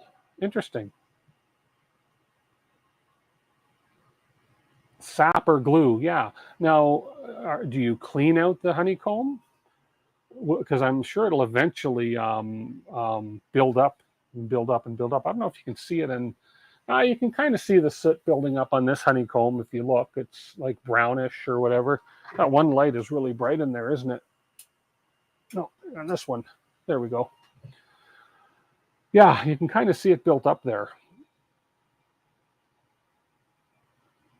It's wood tannis. Vinegar cleans it. Okay, vinegar. Also awesome cleaner. Sounds like a good time to have fun with a flamethrower. Oh, that would work. You've never cleaned it, John. Okay. I mean, I don't think it's going to cause any issues. On the odd piece, like on the back of, it's not even on the back of this piece. It's not bad. The back of this piece looked like it just, and I don't know what would have caused this. As I say, the front of this piece looks really good. Okay, the front of this piece came out clean as ever. On the back, you can see the odd little place where almost looked like it chipped the wood off the back. Fortunately, this is going to be glued to a base, so it doesn't matter. But you get a little bit of soot buildup and a little bit of different things that happen on the back of these things. Now, it's, as I say, not a big deal. This one here, the front of it is what's being used or going to be painted or something. Oh, I was going to show you guys that apple too. But I'm just curious as to if you want a perfectly clean double-sided thing for whatever reason, like in the case of you have a Christmas ornament. Okay, in the case of a Christmas ornament, that one's not a good example. Neither is that one. But so in the case of this, you have your reindeer, and on the back you get a little bit of, see on his leg there, where a little bit of that yellow sapish is transferred from the honeycomb. etc. Yeah, you can sand that off, I'm sure. So it adds to the aroma. There you go. Like a well-seasoned cast iron pan. Okay, then. Well, let's just have a look. Oh, this sandpaper is going to be too rough. Yeah, you need a finer sandpaper to sand this. I'm sure you can sand that stuff off. But for those of you that weren't here earlier, we've done a few test cuts. So we had a snowflake ornament. Love this one. Ethan loves this one. It's a wolf. And it's just a little ornament. The engraving didn't come out as dark as I wanted it to, but that wolf is pretty cool. I love these things. And you can tell I used a test scrap piece on this because the back I'd already burned something on. So I was going to show you guys the apple that I did. There's a little Halloween piece that was cut out and glued. That crazy super glue with the activating spray works incredibly well on this stuff. Like, I mean, incredibly well. So, well, let me show you that apple. I'm going to leave you guys with this view for now, and I'm going to run up and grab that apple. And you're going to be live on the mic while I'm going upstairs. So let's see if you can hear me all the way up to the kitchen. This will be interesting. See how far this Rode mic transmits. So I'll keep talking as I ascend the stairs. Okay, I'm ascending the stairs. I'm opening the door. No, I'm coming up into the kitchen. I'm still live, and I think they can hear me on the mic. You are not. I am. I'm just grabbing something. I want to show the apple. Ethan, I want you to speak into this microphone here and say, hit that like button and subscribe. Hit that like button and subscribe. Thank you. Look at that. Nobody wants me to say anything. Say hi, Maria. Hi, Maria. Well, say hi, people. Hello, people. Can you hear me? Okay. I can't hear them. I don't know if you could hear that, but here. You guys can tell me if you could hear all that, because I walked up to the kitchen to grab this apple. Here we go. Okay, back down in the studio. Let's see if you heard all those comments. Maria said, get out of here. You're not live, are you? Okay, laser hits the honeycomb, melts the crap on it. Yes, you heard it all. Awesome. So this thing transmits really far. Okay, so what I did here, we just did this as a little thing. I think this will eventually end up in Ethan's teacher's hand. My poor camera didn't like the fact that I went away. There we are. So this was a two or three piece glued, painted and cut. So cut through all this, painted both sides. We got some magnets on it, fridge magnets. Painted it red, painted it black, painted it green, and then painted black and then did engraving. So it's like a fridge magnet, world's best teacher. You can put a teacher's name on there. You can put a year on it or whatever. And that's a really neat, cool little gift for a teacher. So yeah, so I thought that turned out quite well. I got that template off of Etsy or something. And even those tiny little gaps burned really well. And this was on the 3mm. Oh no, that was the main piece was on the 1/4 inch. And then the top piece was on the 3mm. So I cut the main piece out of the 3-inch, then we masked it and taped it, masked it and painted it. Okay, so solid red on the back, and then we just masked and painted the green leaf. I guess I could have done a brown stem if I wanted to get really fancy. Then we did the cutout on the front out of the 3mm basswood, painted it, and then went ahead and lasered off the paint just to get the wood to show through. And it turned out really nice. And then I got these black magnets off of Amazon. They're not as strong as the silver neodymium ones, but they work really well for sticking onto the fridge. So I thought that was really cool as a little teacher gift. And that would be a great item to sell on Etsy or something. So yeah, I thought that turned out really well. Why not 3D print it?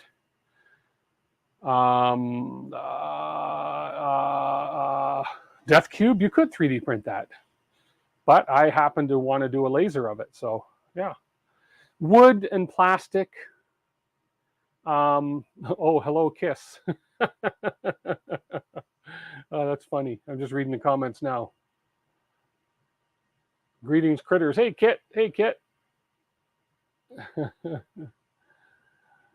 Your mom and dad was a teacher, so you also work at public school as a computer technician. And teachers love little stuff like this. And yeah, I could have you can 3D print that. Of course you can 3D print something like that, but it's two different products. I mean, the feel, the texture, the detail, you're not going to get, I don't care. Okay, I'm going to hear about this, but I don't think a 3D printer is going to give you that much detail where those little tiny cutouts are on as a consistent basis as this does, for instance. What's the laser focus to? 0.06 by 0.1 something is the focus of the laser. So in other words, the thinner the kerf of a laser cutout versus you can get a 0.1 nozzle, but anyways, it's two different beasts. Smells better than plastic. It's more environmentally friendlier than plastic, except for the paint that I put on it. Resin would do it, definitely. And I can, for those of you that know Ben Eady, go check out Ben Eady's one of his latest videos, and he talks about lasering 3D printing. It's a really good video, and he actually did a side-by-side comparison of a cup holder that he needed for his car. The other thing about lasering, it's much faster. I can produce this on the laser if you don't include painting, because in 3D printing, if you're going to paint, you've got to sand and everything. I can do this much faster on the laser, this finished product, than you can do on a 3D printer. This takes maybe under a half an hour, if that, to cut the wood. And then if I wasn't painting, I would cut the wood, engrave it, glue it together, Bob's your uncle, glue the magnets on, and it's done. 3D printing, you're going to take however long this does, even on the bamboo, even on the X1 carbon, even on your faster printers. Still going to take longer to print. You're going to probably be able to print this with an AMS and the multicolor, no problem. But at the same time, it's still a longer process, and depending on what you're doing. But anyways, if you know Ben Eady, go to his YouTube channel, watch the latest video he did on this really cool cup holder he designed for his car. And he actually has the 3D printed one he did as well, and this one. And he talks about the time differences in the two pieces. And of course, you're going to have a strength difference and everything. But you know what? I'm not going to argue 3D printing and lasering, because I do both. We have 3D printers and lasers here. I could 3D print these as well, right? You can 3D print these. But there's something about wood. There's just something about wood. There's something about wood that it's clean. There's just something about wood. I'm sorry. Anyways, I'm not going to debate the difference between lasering and 3D printing. It's just not what I do. So 3D printed pencils jig would have been done by now. Stephen Poole. Speaking of which, how are we looking? We're getting there. I think we're just finishing pass one. I could have done this on 3mm wood and be done by now, but the 1/4 inch 6mm, just because you can, don't mean you should. Thanks, Mike. There you go. You can combine laser cut wood with 3D printed plastic and then add a vinyl cut sticker to a project. Absolutely, Chris. There's so much you can do in this. You guys know me, what I do for a full-time living, vinyl. I mean, signs. I mean, there's so many different ways you can combine these medias to make some incredible projects. It just makes the mind go boom, because it's your imagination is your limit, really. Yeah, I could do this. I can put a vinyl sticker on this, et cetera, et cetera. There's so many things I could have done with this to combine wood, vinyl, and plastic, of course. I mean, but it's hard to explain unless you're here and you look at this and you just feel it. There's just something about the tactile feel of wood. My camera just decided to give up on me. Come here. Come here. Chin up. Don't be such a spoiled sport. But there's just something about the feel of this, about the smell of this, that you don't get with plastic, So anyways. It is. So I'm not going to argue the difference between 3D printing and lasering. Not at all. Crotch shot. Yeah. This is my OnlyFans video in the making. So for those of you that weren't here, tell me what you would use something like this for. It has the capacity to lift 75 pounds. And it is like a little forklift jack that goes from its lowest height to its highest height of that. That is so cool. So we have about 6 inches. Most of you guys can only relate to about 4 or 5, but 6 inches all the way down to, I think it closes down to 1.5 or 2 inches. It's really cool. Got this at one of those Amazon clearance centers, brand new anodized aluminum from a company called ULab Scientific. I think it was $1 or $5 or something, and they sell online for $50 US. And it closes down to 2 inches. So we have 2 inch to 6 inch. It's really cool. I've been using it as a cup holder. So level your train bridges. Oh, very cool. New meaning to the term camera shy. What did I miss? Who's camera shy? I'm not camera shy. Oh, I see what you're saying. Pierre, yeah, I got that at there's a store here called, I forget what I called the store. It's an Amazon clearance place so you go in on a Friday. You go in on a Friday and everything in these bins is $20. Friday is the day that they unload the trucks and stock these bins. You can get a laptop, you can get an iPad, you can get some really good stuff for $20.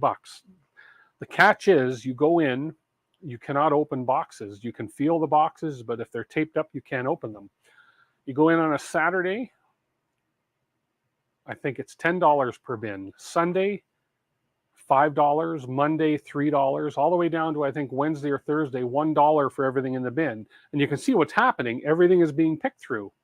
And so everything that's left in those bins is $1. And for some things, I mean, what am I going to use it for? I don't know. But if you pick this up for $1 and it regular costs $50 US, it's a loonie. We call it a loonie here in Canada. I mean, it's kind of cool. I mean, anyways. But you can pick all sorts of useful things in there. Fridge filters. If you have a particular brand of fridge, you happen to find this filter for your fridge. If you can pick that up for $1, those things are $30 or $40. So in a lab, you use it to hold burners, beakers, and other equipment at the proper level for whatever contraption you have set up. Okay, cool, Richard McLean. That makes sense because it is from ULab Scientific. And that's why they're $50, because it's well built. It's anodized steel, anodized aluminum. It's lightweight. It's stronger than heck because it's 30 kilograms limit. And I just thought it was a cool addition to the studio. If nothing else, a conversation piece. I guess I could use it to pry open, I don't know, whatever. But that makes perfect sense now. HVAC, good night. Good night, good night. Sergio, you have a wonderful week. Only the best equipment for Walter White. There you go. Say my name, Heisenberg. Go ahead, say my name. What's my name? I love that show. Oh, apparently they're going to do a movie. I don't know. Anyways, and I even like the spinoff called with Jesse. What was that called? Anyways, doesn't matter. I think they just put one in Tampa. John Mack has posted stuff he's gotten from his local version.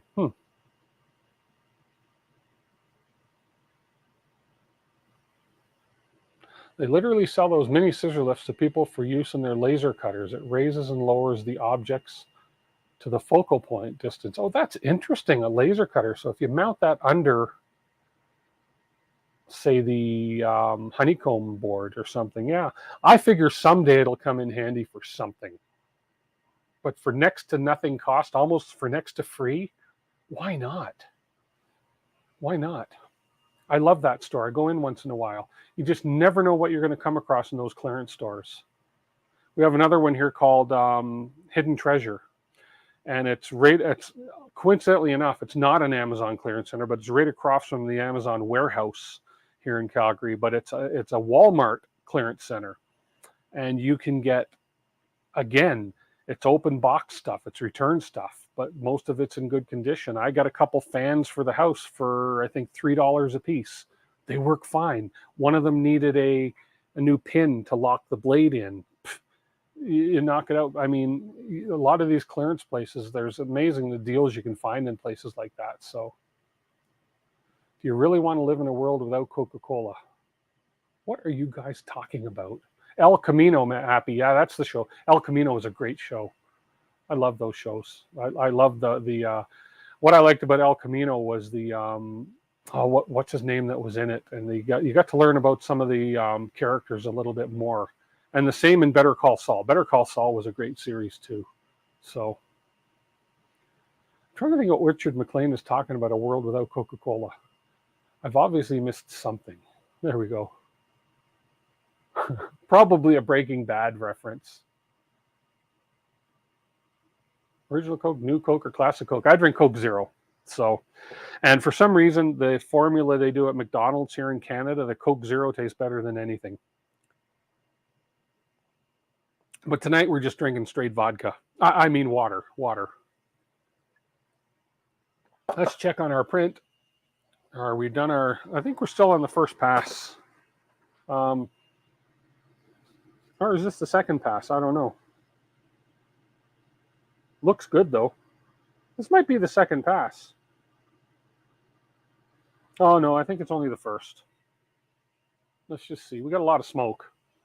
Still can't smell it. If I get really, really close to the enclosure, I can smell it a little bit, but it's venting really well. Let's see what happens when it's done here. Is it gonna...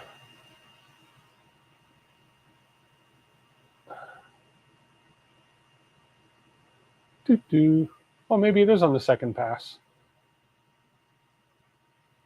How do I find these clearance stores? I find them really good. I find that they have some good deals sometimes. How do I find them? I know what you mean, Chris. Mostly word of mouth. Vodka and laser stream. There you go, John.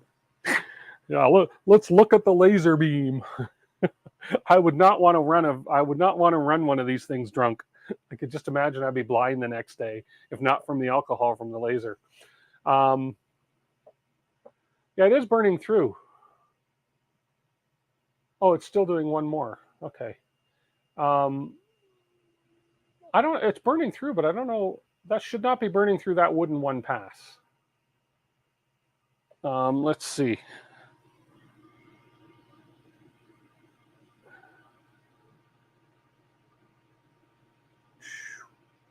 Maybe, no, let's just... I'm going to put my glasses on and check something here. Where are my glasses? Where are my glasses?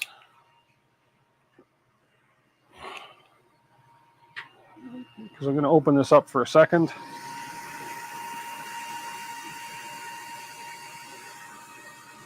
We're not quite, we're almost through. I probably could have got away with either less power or a little higher speed, because I think we're going to do a second pass after this. They're not quite breaking through.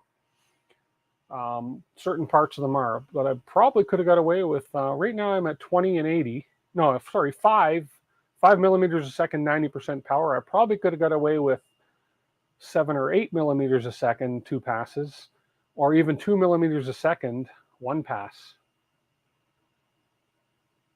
So just to continue the answer to Chris's question is the other store, which where this little lift came from, which is called Crazy Bins. They called it Crazy Bins. It was all over the media and everything when they were opening. And the one store, Hidden Treasures, I found by mistake. We were leaving one of the big malls up here called New Horizon Mall. And I turned down the wrong way of the road to try and get out of the area, and it ended up going the wrong way. But in going that wrong way, we found this Hidden Treasures place and said, let's go in and have a look. And it was pretty cool. One of the cool things I got for 75 cents, or was it $1.75? Doesn't matter, was a charger for the old iPhones. Remember those the old iPhones? Because I have 2 of the original iPhones, the very first ever iPhone. And I no clue where the chargers are, but I found the original chargers, the 12 or 36 pin, whatever it was, $1.75 for the charging cable for that. So I got 2 of them. and I charged up my original iPhones, and they work. They work, and it's really cool.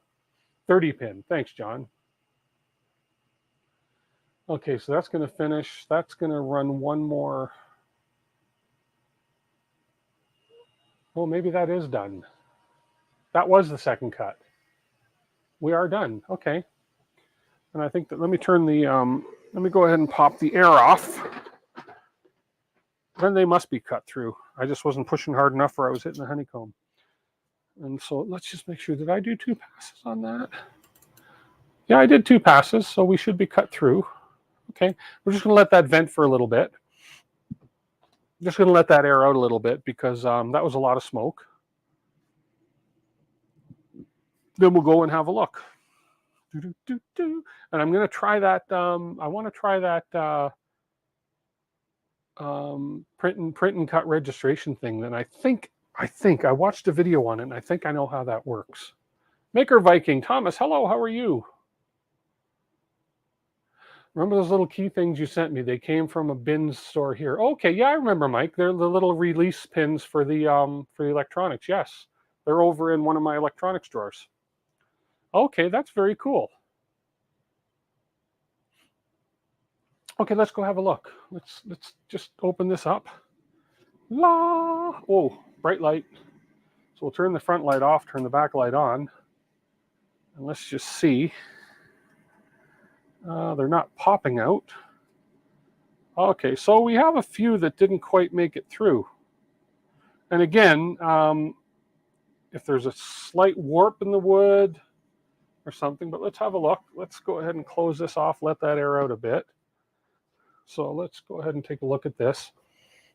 So maybe I should have gone to 100% power a little slower, but you can kind of see there's a couple spots in the back there. And it's almost like a pattern in the whole bottom. Everything down there is fine. Everything down there cut right through. But then you get up here and it almost appears like it's either something different in the wood, because the wood is nice and straight. I wouldn't say there's any warpage in that wood. So you don't know what's going on in that part of the wood. Could there have been some moisture? Could there have been, anyways, it's not a hard fix, that. All I do in a case like this is I switch to a different camera view. Oh, not that one, this one. Not that one, this one. This one? Okay, what is going on? My camera doesn't want to cooperate with me. It doesn't like me anymore. What is going down? There we go. So all I do in this case, glue in the plywood will affect the cutting. Absolutely, yeah. Yeah. Yeah, exactly, Teza. Exactly what I'm going to do. If I can find it. Right here. So it's just a matter of, it's real simple. We just take our knife and we run it along any areas that were a little bit stubborn, because it's cut through most of the way, and then, as you see, they just pop out. So let's go ahead and just cut through. Some of these seem like they're a little deeper, but for the most part, it'll cut out. Now, in a case like this, now that I know with this piece of wood, so next time I do one of, on this piece of wood, I will probably give it a little bit more power or just slow it down a little bit, just knowing that it's going to have a few issues. Or it could just be this one individual piece of wood. Yeah, see, this one seems like it's really... Let's just see if I can get this one to cut out.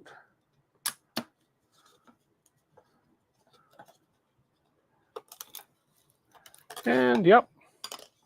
So for the most part, they're coming out. Now this one might prove challenging because there's a large area here. So let's just see if I can get this one. That's not bad. Okay. There, and then we got another large area here. There's 2 or 3 that seem to have a large area that were skipped. Now I could always come through the other side. Yeah, this one seems to be really deep. Let's turn this around and see what's going on here. See if I can put the knife through this side. Oh, the kerf is not quite as wide as the blade of the knife.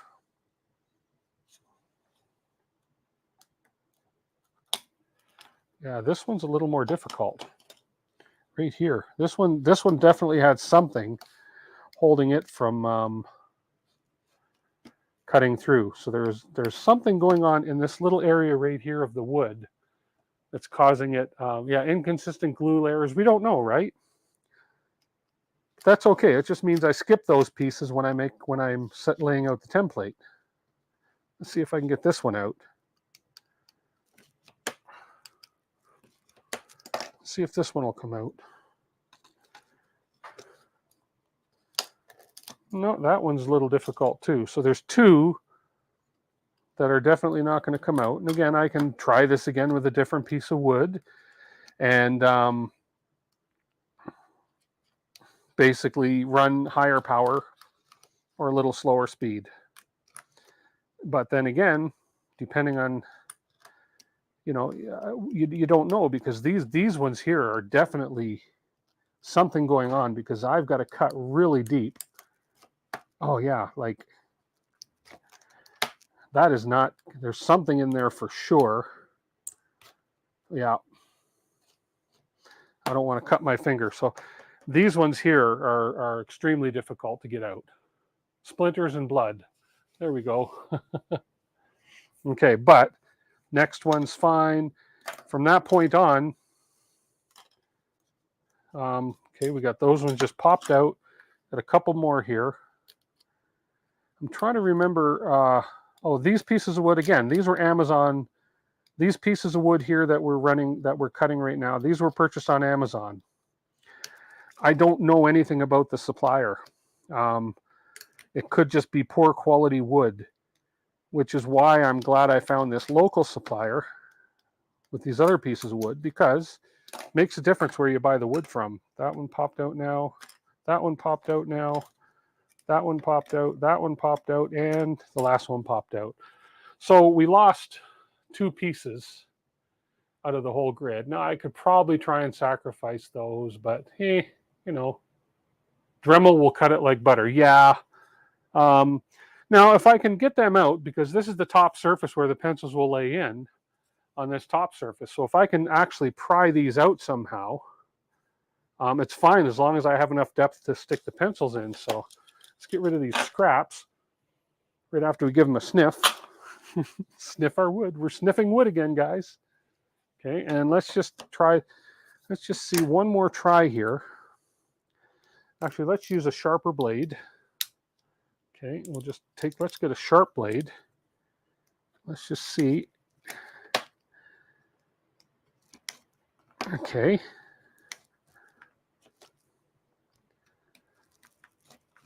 Okay, and let's try this one. Okay, let's see. See if I can push these through. I don't want to break any of the other ones. Okay. Oh, no, that's really, really, it's almost like there is glue or something in there. Like, oh, and I can even see where the resistance is happening. Yeah.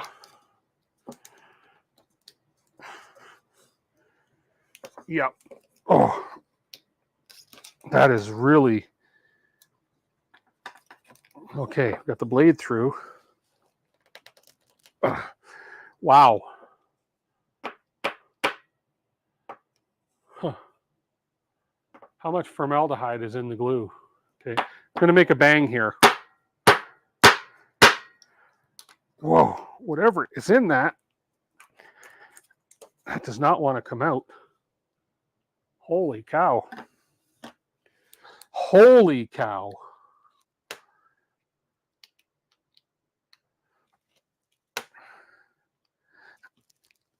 Oh, no. Wow. There is something in there. I haven't even put a dent in it. So there's something in here that does not want to come out. Oh, hang on, I might have got one of them. No, I got a piece of it. Yeah, so it's excessive glue or something. You can see I popped out everything but that one little piece. And this one, same thing. Something in that one area. Maybe they put a steel plate in there. That is just strange. That is really strange. But my knife is not even, it's not doing anything for it. Like I can't even, no, anyways. If I continue that, I'll end up injuring myself, and I don't want to do that. I know you're going, yeah, do it. Yeah, but no. I don't want to do that. That is too hard. Whew. Holy cow is a 4-letter word. Yeah, it might be a knot. It doesn't, there's not a knot on the surface, but you know what? Doesn't mean there's not a knot. Doesn't mean. Oh, what happened there? What happened? Where? Whoa, you're going crazy. There you go. There you go. Doesn't mean there's not a knot in the wood just because I can't see a knot on the surface. But those pieces are not going to come out. But fortunately on this side, I can still use 11 of the baker's dozen. So I can still, a chisel would probably be a good tool for that. Yeah, I have chisels in the garage. I may work at that after. That's fine. But for now, I'm just going to, you're going all over the place here, camera. So for now, I'm just going to have a look. So ideally, these things should sit in nice and flat, like so. Like so. Oops, make sure I get the right end down. Yeah. Oops, that's a little too, okay. Did that, I don't want to push it through. It just should just sit on the surface. Just like that. There we go. Don't push through. It'll go through if I push hard enough. And like that. And are they sitting even? Why is the, oh, okay. Anyways, this is the idea. I think these pencils are different sizes. Who knows? These are cheap pencils too. But the idea, ideally, they just sit just like that. Oh, when I rotate it, maybe I made these holes too big. Maybe I made them too big. No, I think the thing is, don't push them. Just let them sit. Just like that. I've been pushing down on them, and that's why. And if I put that one on, like so, and like so, like that. There we go. Yeah, that's better.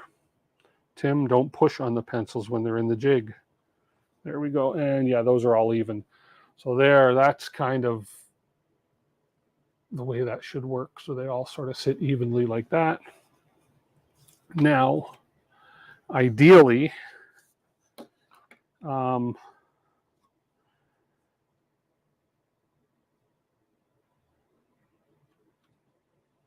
ideally in a perfect world, I've got to save. Sorry guys, I'm just like, sometimes I have trouble thinking and talking at the same time. Okay, so there we have our pencils in the jig. And sometimes I just got to rotate them just to make sure that the flat is up, et cetera, et cetera. But that's the idea behind there. And then ideally in here, we would now take this.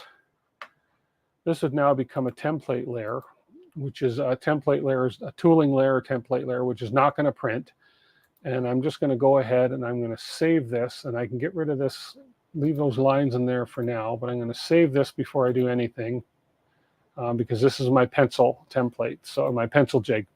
Now, I think what happens, And I'm not sure because I've only watched a couple videos on the cut and print template, cut and print before. But I think what's going to happen, and I'm going to try it on one. Let me just quickly clear the jig of these pencils, and I'm going to try it on 1, 2, 3, 4, 5, 6, 7, number 8. I'm going to put a pencil in slot number 8 because I just want to see how this is going to work. So we're going to put a pencil in slot 8. Okay. So we're going to come down to 1, 2, 3, 4, 5, 6, 7. This one right here. So let's zoom in sort of on this slot right there. Let's get our text tool. Okay, and let's just type the words. Let's type Ethan's name. Okay, but we're going to make it obviously a lot smaller. Okay, and we're going to put it, I don't know, right about something like that. And then we'll just use one of my single line fonts for now. This is not necessarily to get a good, clean engrave. This is to, where's my single line fonts? Right here. Okay. So let's use this font here. Okay, we're going to put that font on the blue layer because that'll be, not on the blue layer. Let's go green. Let's put that on its own layer. That'll be a line. We will engrave that line at 20, let's say 10 millimeters a second. That's fine. 70% power should be fine. Okay. And we're going to actually just Ethan pencil. Okay. So we'll move it over a little bit. Okay. So we have the word Ethan's name, Ethan's pencil. That's going to be a bit big, I think, because it's the very small. I think we're going to need to go like 3 millimeters. These fonts will engrave actually pretty small. Okay, so let's do that. Ethan's pencil. Okay, we have it on there. Let's just see. So we are on the 8th one down. Now, the way I think this is going to work, and we're just going to have to see. Now, and I could be wrong. You guys will correct me. Let's go over to the laser. Okay, I can leave this open for this because there's not going to be a lot of smoke. We'll put the jig down. Okay, and I'm going to actually purposely put it a little bit crooked because this is supposed to allow for that. Not a lot, but just I'm going to try and get it straight, but it's not necessarily going to be perfectly straight. Now we're going to home it. Okay, laser's homed, we're fine. We're going to actually fire 3%. Let's just fire a 4%.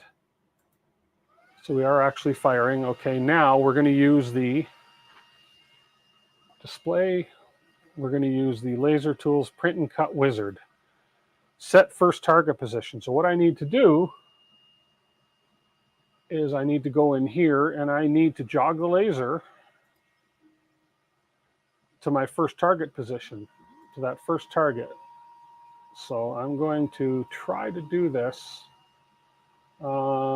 Distance is going to be smaller now. So let's say 10 millimeters. Okay, I have to cheat and look over here because I actually have my back to the laser when I'm doing the jogging buttons. I don't know if I can actually move it, but I can probably move it by hand to the first position. So we're going to move it by hand, and what we're going to do is we're going to put the laser dot right in the middle of that, crosshair, right there. Let me just make that laser dot a little more powerful. 6% so I can see it. There we go. Okay, so basically that laser dot is pointing right to the middle of that first crosshair. Okay, then we basically go here and we say set first target position. Why is it not responding?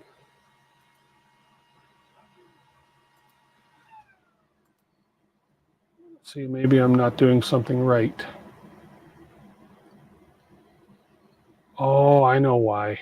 Okay, I think I know what I did wrong. As I say, I've never used this before. Let's home it again. Let's home the laser again. I think what I have to do is tell the pointer move as close to that first position as we can.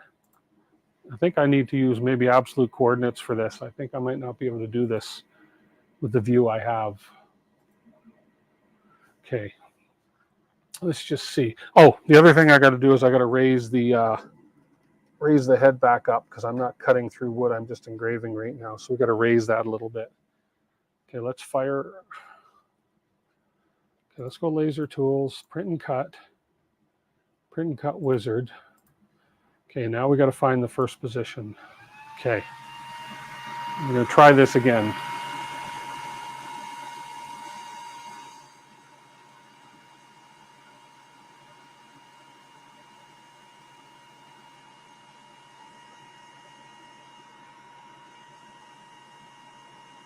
Right there. Let's see if this works now. Set first position. Right. Zoom in here. And there's our first position. I have to tell it on here where the first position is too, right? Right there. Set first target position. There we go. That worked. Okay, so we see there it's recognizing the first position. Now we've got to move over. Oops. How can I move this now? There we go. We're going to move down to our other target. I can zoom in on this. And then we can jog to selection. No. Okay. Now I want to go to my second target position. So we're going to move our laser down to the second. And again, apologize you guys because I've never done this before.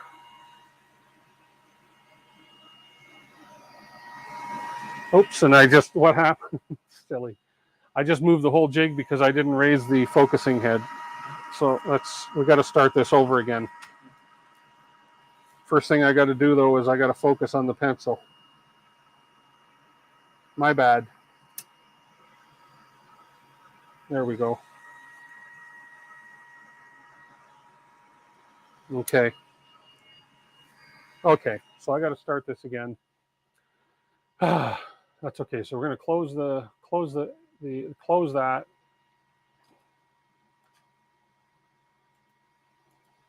We're going to undo what we've just done. No. Okay, sorry. I'm apologizing and I shouldn't. It's okay. That's all right. We'll get this done. I just have to reset everything on the screen here. Okay, so let's see if I can do this again. We're going to go laser tools, start wizard, reset print and cut. There we go. Now we got to go to the first position. So let me home the laser first.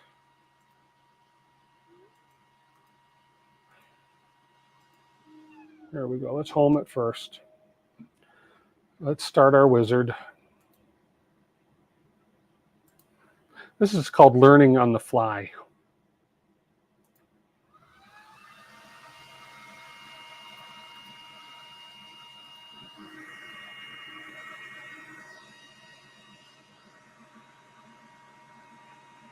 Okay, let's position our first target.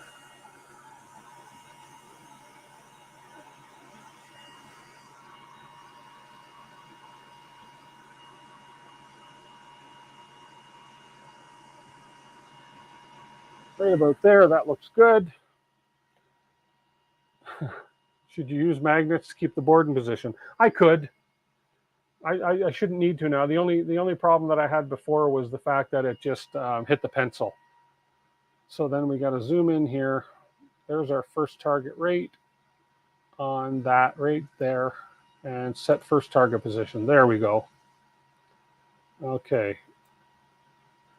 I don't know what. Where's my hand? There we are. There we go. We're going to move in here. Okay. And we're going to.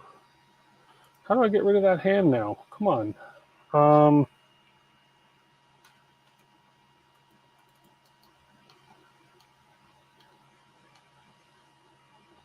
Go. Get away from there. Oh, I have to do this again. There we go.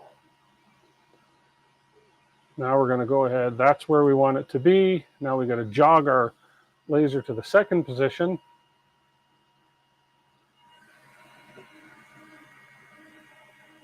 going to move it manually here and try and get it as close as I can to that second position. This might not even work. This is just me guessing on how this works. And of course, I didn't move the pencil this time. And right about there is our second position. Okay, so we've marked that. We're going to say set target second position. And that's the second position. Reset, print and cut, align output scaled, align output no scaling. So I think we go scaled. You think so? I don't think so. Let's just see. Let's lock the positions in there. Okay. Now if I go ahead and frame it, let's see what happens when I frame it. You could be right, Stephen.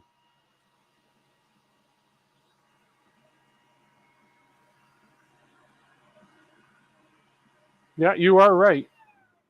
You're exactly right. It lost its position because see, it's framing there. Because I moved it by hand. It's got to be jogged by machine. You are absolutely right. Oh, okay. See, I told you I didn't know what I was doing. Stephen, you move the head. Let's try. Okay, well then let's do this. Let's go start wizard. Let's go reset. Okay. And let's home the laser. So let's close that. Let's home the laser. It's for me to actually, I might be able to see it. So, okay, now let's go ahead and do this again. Laser tools, print and cut. This will be the last thing I do. Sorry, guys, I know. Learning as I go like you guys do. I could watch a video on how to do this, but that wouldn't be any fun. So we zoom in here. There's where we want to go to our first position. Okay, we'll move our laser head to that position now. Let's get it close as we can here. Right now I'm moving 10 millimeters a sec, 30 millimeters per movement. Okay, now I'm going to bring that down to 10 and over. We're close. Let's fire the laser. And let's now move it 1 millimeter increments.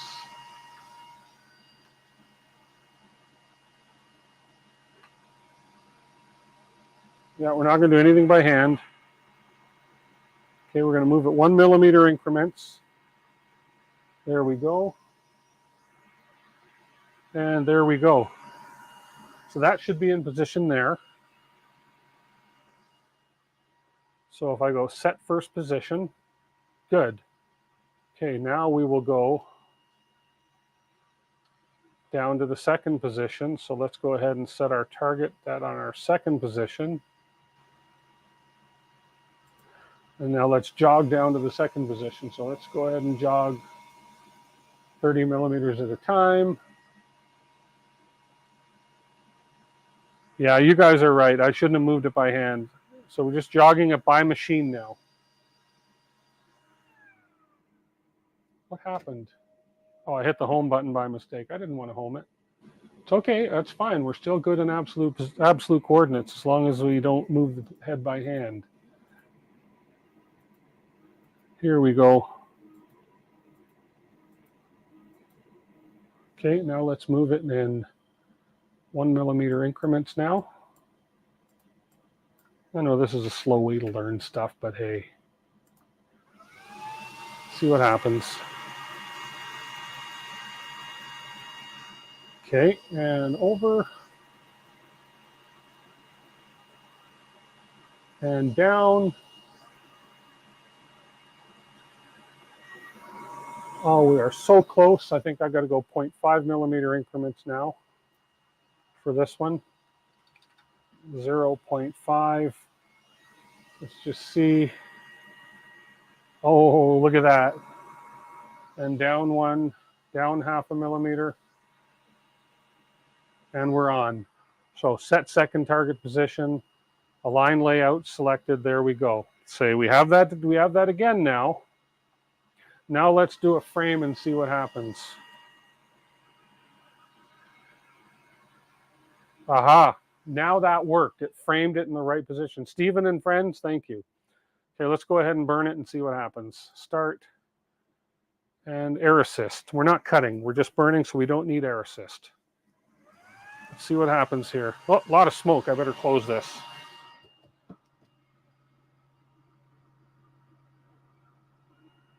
Okay, well, it worked. I'm just off a little bit. And I've got way too much power. I'm still not used to a 20-watt laser. It worked. Where are we? Oh, come on, you dumb camera. Come on. I'm out of position a little bit, but there we go. It worked. I'm too far to the left. I didn't allow enough, and I'm way too dark. So that's a lot of power. Is there pencil left? Yeah, really, right? Let's try that again. I have a feeling I can probably get away with. Here, let's just turn it to another side of the pencil. I'll use the same slot because 2, 3, 4, 5, 6, 7, 8. Because that shouldn't change. There we go. Let's do that. And let's go ahead and set the power. That was a lot of power. Let's bring that power down to 40% or even 30% power. Speed was fine. Let's see what this does. Let's start. Let's see what this does. Let's try this. The position shouldn't have changed. There, that's better.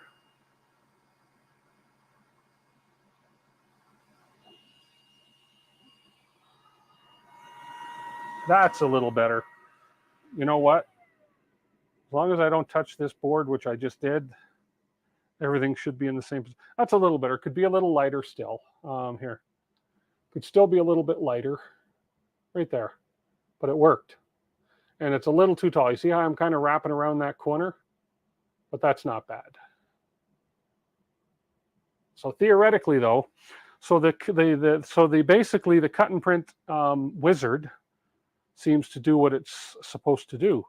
Other than the fact that I probably, when I pulled the pencil out, I moved the jig a little bit. But I think that's the idea behind it. And that way, even if I had the jig a little bit crooked, it doesn't matter because it's aligning to those 2 points and the laser will allow for any crookedness. 15% power? Yeah, that was still a lot. Let's try that. 15% power. I was at 70% power. Is there a pencil left? Okay, let's try this side right here. Here, 8 down. 1, 2, 3, 4, 5, 6, 7, 8. 8. There. Oh, I moved the jig a bit. So it might be out of alignment a little bit, but that's okay. When I'm actually doing an actual production run or something, I would actually, I would get the jig and basically keep it in position. So 15. You know what? I'm even going to go to 10% power. Let's go to 10% power. Let's bring it down a little bit more. And let's start. And yes, let's see what this does.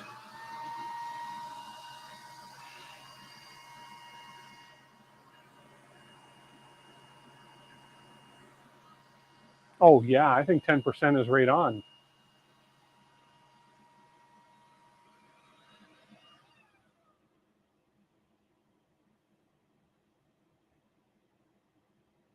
Yeah. And Stephen, if I had a camera in this thing, an upper camera, actually, I can line those grids up with camera rather than visually.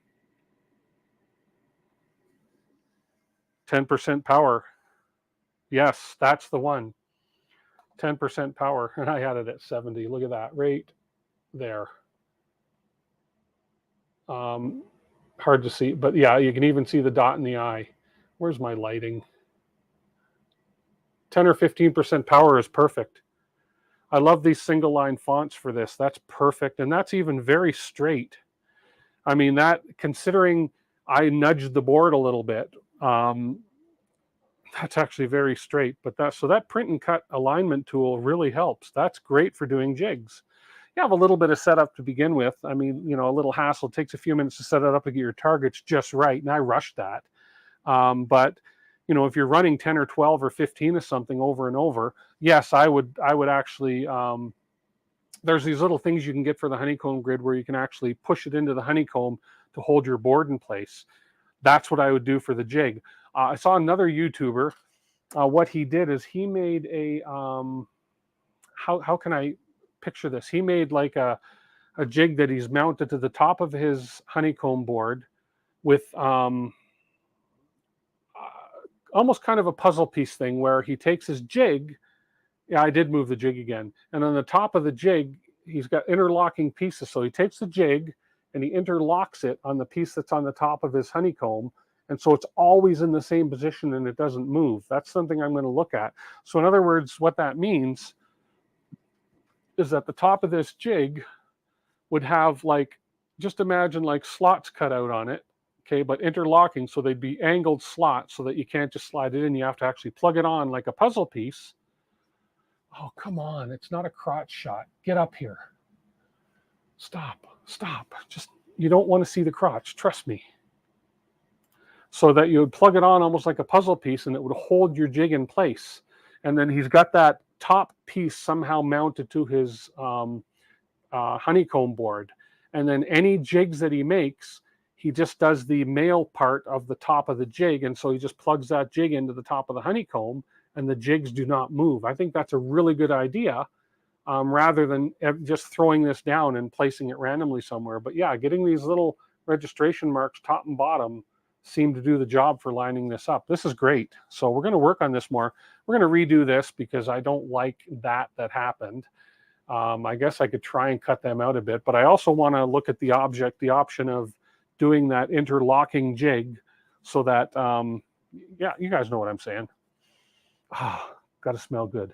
But yeah, that worked out well. That's good. That first burn was funny though. 70%, it's like almost see the lead through it. So, but that 10% is just 10. I would say 10% is perfect. 10 or 15% is going to be good for doing these pencils. Awesome. So how many people are still kicking around here that didn't get bored and run away on me? 17. Awesome. That's great. So I think we're done. This was a good little lesson in what I'm doing and getting the laser going. I got to admit, I am enjoying this laser stuff a heck of a lot more than I did when I had to tramps out to the garage in the freezing cold winter and try and laser some stuff. So I'm enjoying this a whole lot better that I've got this set up down here that I can do it in the comfort of my own studio. And I can share it and show you guys. This is great rather than having to haul equipment out to the garage. The only thing I really want to get is an interior camera somehow for this. I can't do an overhead because the enclosure is not tall enough to do an overhead. If I wanted to do an overhead, which would help in aligning those print and cut marks, I definitely have to get a something to raise this enclosure up higher or custom build an enclosure that's higher that I could have a camera on. So where do I exhaust the air? In my butt. No, I'm kidding. Sorry, I couldn't resist. I exhaust the air. So it comes out, we have a blower hooked into the side of the enclosure here. Okay, that's the air pump down there. And those are my light switches that I hooked up. We have a front light and a back light. And the air goes from there, just short little distance right up to my window. And so it blows right into my neighbor's house. No. So it blows right out in between the two houses, out that side window there is where it exhausts. And I have a, you can't open that window. There's a bar. Of course, that window cannot be opened from the outside. Well, you can smash a window, but you can smash any window in the house, but the alarm will go off. So, but yeah, that's exhaust from there right up to there. So it's not a long distance, maybe 5 feet, if that. And that blower is a 230 cubic foot per minute blower fan. It actually does a great job. I mean, I can feel the vacuum with my hand in here when I touch it. So it does a great job at venting out that the smell and everything. Sit down, you'll block your exhaust. That's funny.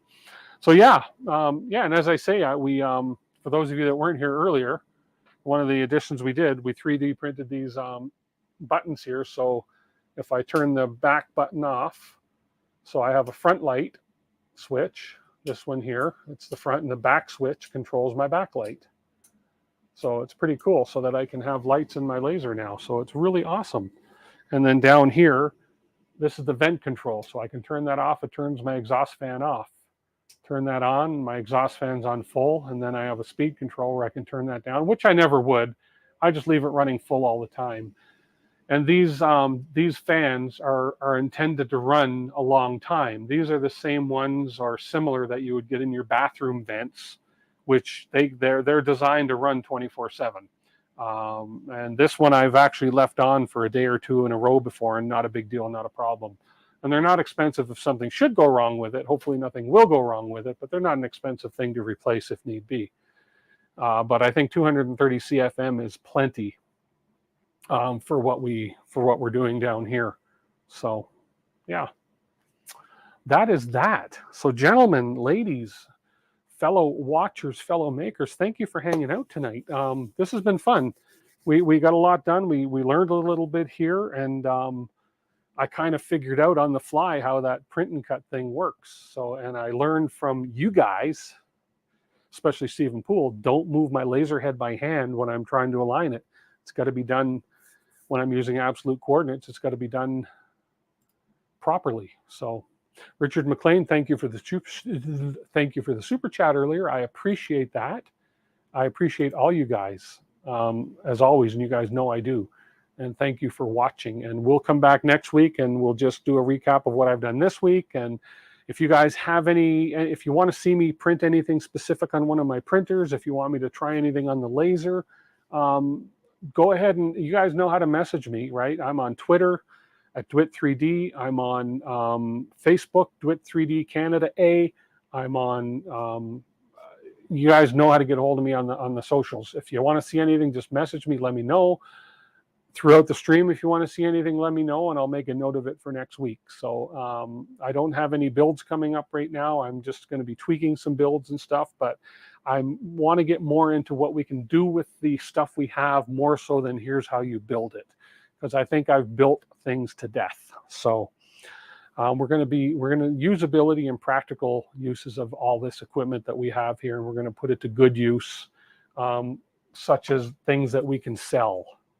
Okay, things we can make to sell, things we can make that are practical to use. So guys, gentlemen, ladies, everybody, thank you so much for being here. I greatly appreciate everybody. And again, thank you for the super chat, and thank you for the support, and thank you for being on my channel. I'm almost at 2,000 subscribers. I'm this close to 2,000. So share it, tell your friends, tell your enemies, tell your loved ones, tell your hated ones, everybody, that come on over and subscribe, and they can watch me burn stuff now. So thanks, everybody. Everybody have a fantastic week, and we'll catch you guys all next week on the DeWitt 3D Sunday show. Talk to you later. Bye for now.